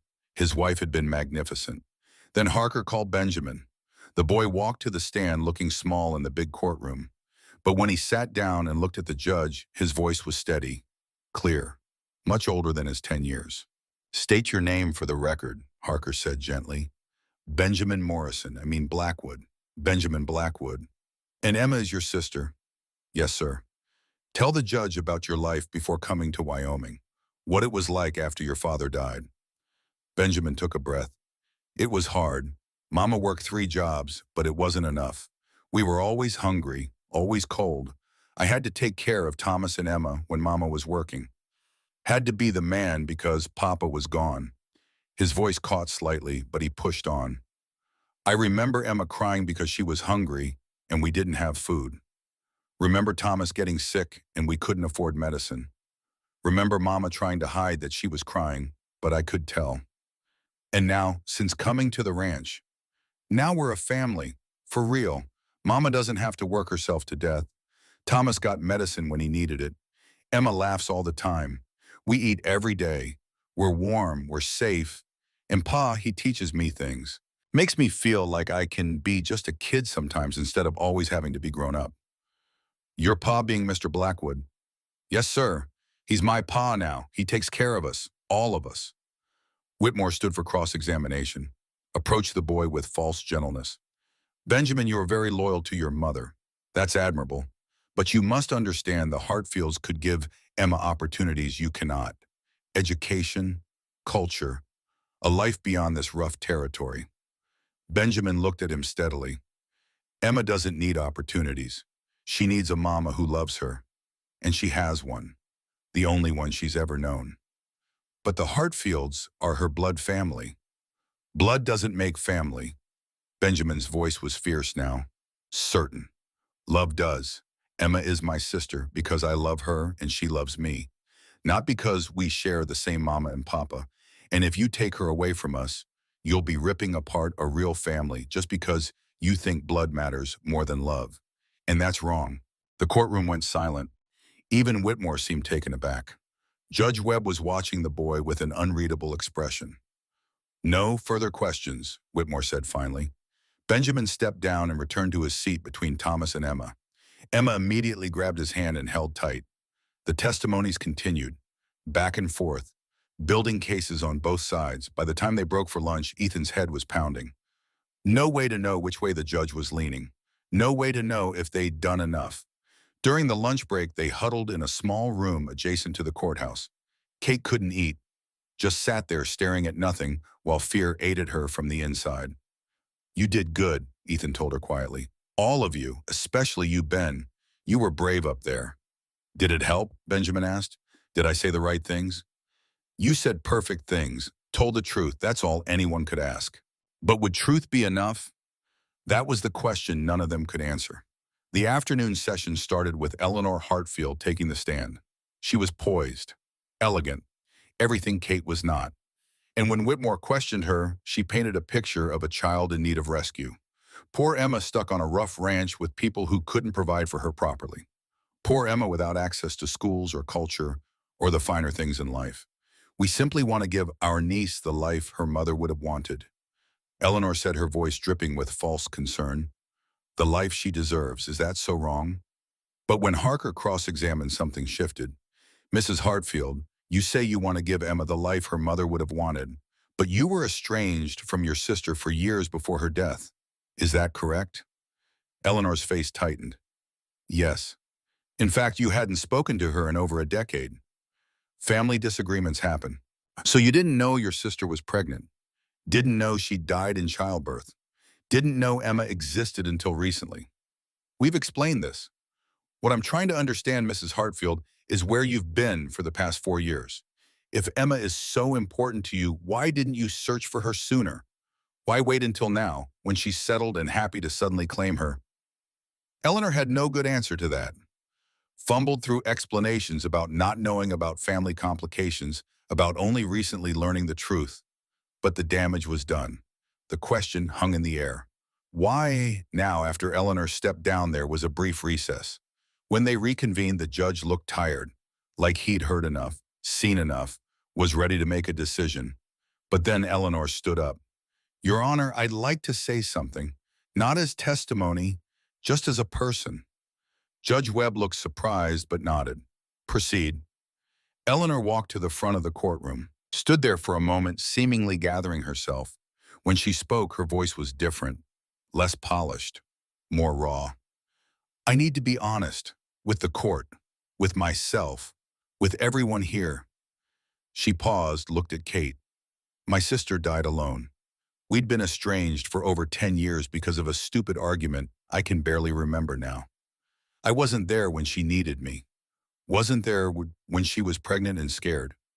Wasn't there when she died. Her voice cracked slightly. When I learned about Emma, I convinced myself that taking her would somehow make up for that, would let me be the aunt I should have been all along, would ease the guilt I carry every day about abandoning my sister. She turned to the judge. But I was wrong. Emma doesn't know me. She knows her mother, the woman who's raised her with love and sacrifice for 4 years. And watching Mrs. Blackwood testify today, watching her children defend her, I realized something. Family isn't about blood. It's about showing up. It's about being there day after day, year after year. And I wasn't there, Mrs. Blackwood was. The courtroom was dead silent. Even Whitmore looked shocked. I can't undo the past, Eleanor continued. Can't bring back my sister or erase the years I wasn't there for her. But I can do the right thing now. For Emma, for the family she actually has. She looked directly at Judge Webb. Your Honor, I'm withdrawing our petition. Emma belongs with her mother, with the Blackwoods. That's where she should stay. Kate made a sound, half sob, half gasp. Ethan grabbed her hand and held tight. Thomas Hartfield stood up, looking furious. Eleanor, what are you doing? We discussed this. We agreed. You agreed, Eleanor said quietly. I went along because I felt guilty. But this isn't about us. It's about a little girl who has a family, a real family, and we need to let her keep it. She turned to Kate. I'm sorry for everything, for the fear we put you through, for trying to take your daughter. If you're ever willing, I'd like to write to Emma sometimes. Get to know her from a distance, but only if you're comfortable with that. She's your daughter. That decision is yours. Kate couldn't speak, just nodded, tears streaming down her face. Judge Webb banged his gavel once. In light of the petitioner's withdrawal, this case is dismissed. Emma Morrison Blackwood will remain in the custody of her legal parents, Mr. and Mrs. Ethan Blackwood. Court is adjourned. For a moment, no one moved. Then Kate was up and running to where the children sat, grabbing Emma and holding her so tight the little girl squeaked. Benjamin and Thomas piled on, all of them crying and laughing and holding each other. Ethan stood more slowly, walked over to where they huddled together. His family, legal and official, and no one could take them away now. Ever. He put his arms around all of them. Kate looked up at him with a face full of joy and relief and love so intense it hurt to see. We won, she whispered. Ethan, we won. We won. They stood like that while the courtroom emptied around them. Just a family holding each other. Safe. Together. Home. Later, after they'd left the courthouse, after the paperwork was signed and everything was official, Leonor approached them on the street. Mrs. Blackwood, I meant what I said about writing to Emma, if that's acceptable. Kate looked at the older woman, at the guilt and grief and honest remorse in her face. Then she looked down at Emma, who was watching the exchange with curious eyes. Emma, this is your Aunt Eleanor, your birth mother's sister. Would you like to write letters to her sometimes? Get to know her. Emma considered this seriously, then nodded. Will you read them to me? I can't read yet. I'll read them to you, baby. Okay then, I can try. Eleanor's eyes got bright. Thank you, both of you. You're being far more gracious than I deserve. Everyone deserves a second chance, Kate said quietly.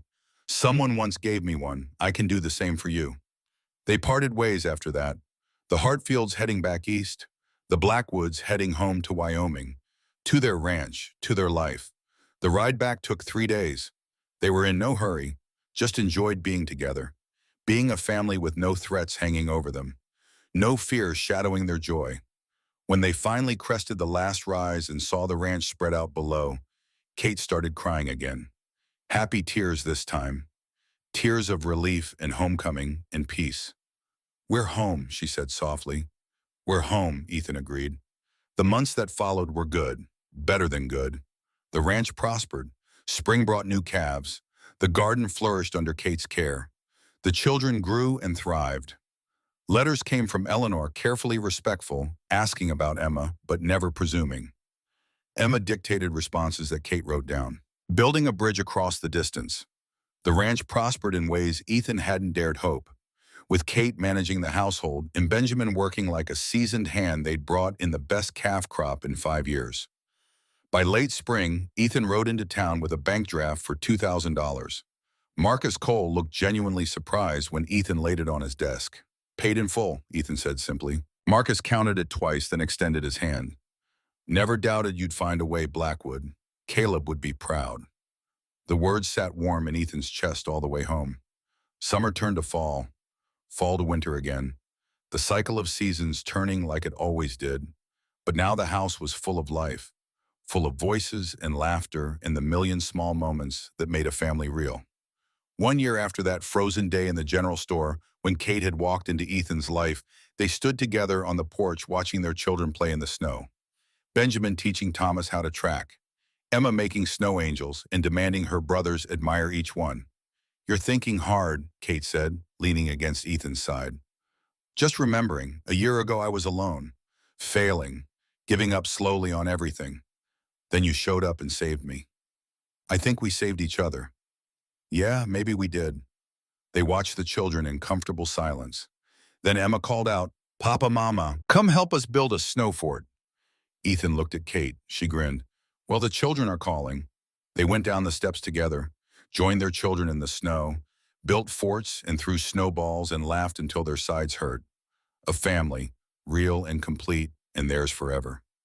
That night, after the children were finally in bed, exhausted and happy, Kate and Ethan sat by the fire, just being together, content.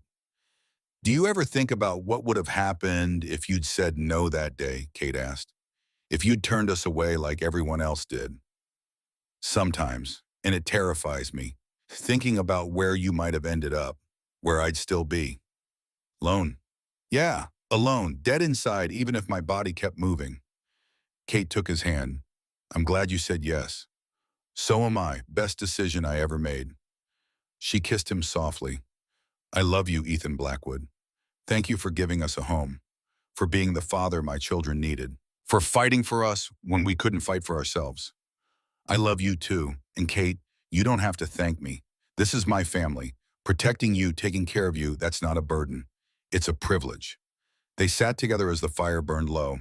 Outside, the Wyoming winter held the land in its grip. But inside, there was warmth.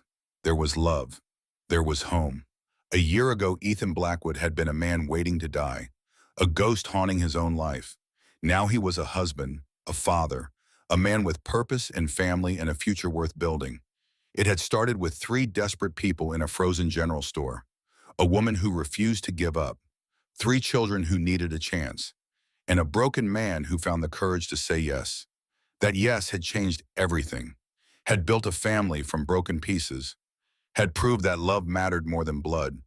That courage mattered more than circumstance.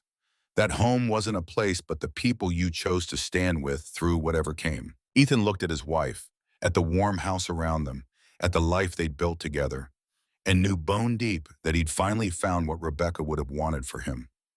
Not to stop living when she died, but to live fully, to love again, to build something beautiful from the ashes of grief. "Thank you," he said quietly to the empty air, to Rebecca's memory, to the love he'd had and the love he had now, to the past that shaped him and the future he was building. "Thank you for everything." He thought of Caleb, 2 buried beside Rebecca on that hill. 2 people who'd taught him what family meant. 2 people whose legacy lived on in the life he was building. Kate looked at him questioningly, but he just smiled and pulled her closer. Some conversations were private. Some gratitudes were meant for ghosts and memories and the quiet spaces where the past and present met. They went to bed that night wrapped in each other's arms, fell asleep to the sound of their children breathing in nearby rooms, woke to coffee brewing and small voices arguing over whose turn it was to collect eggs. Life. Real messy, beautiful life. And Ethan Blackwood wouldn't trade a single moment of it for anything.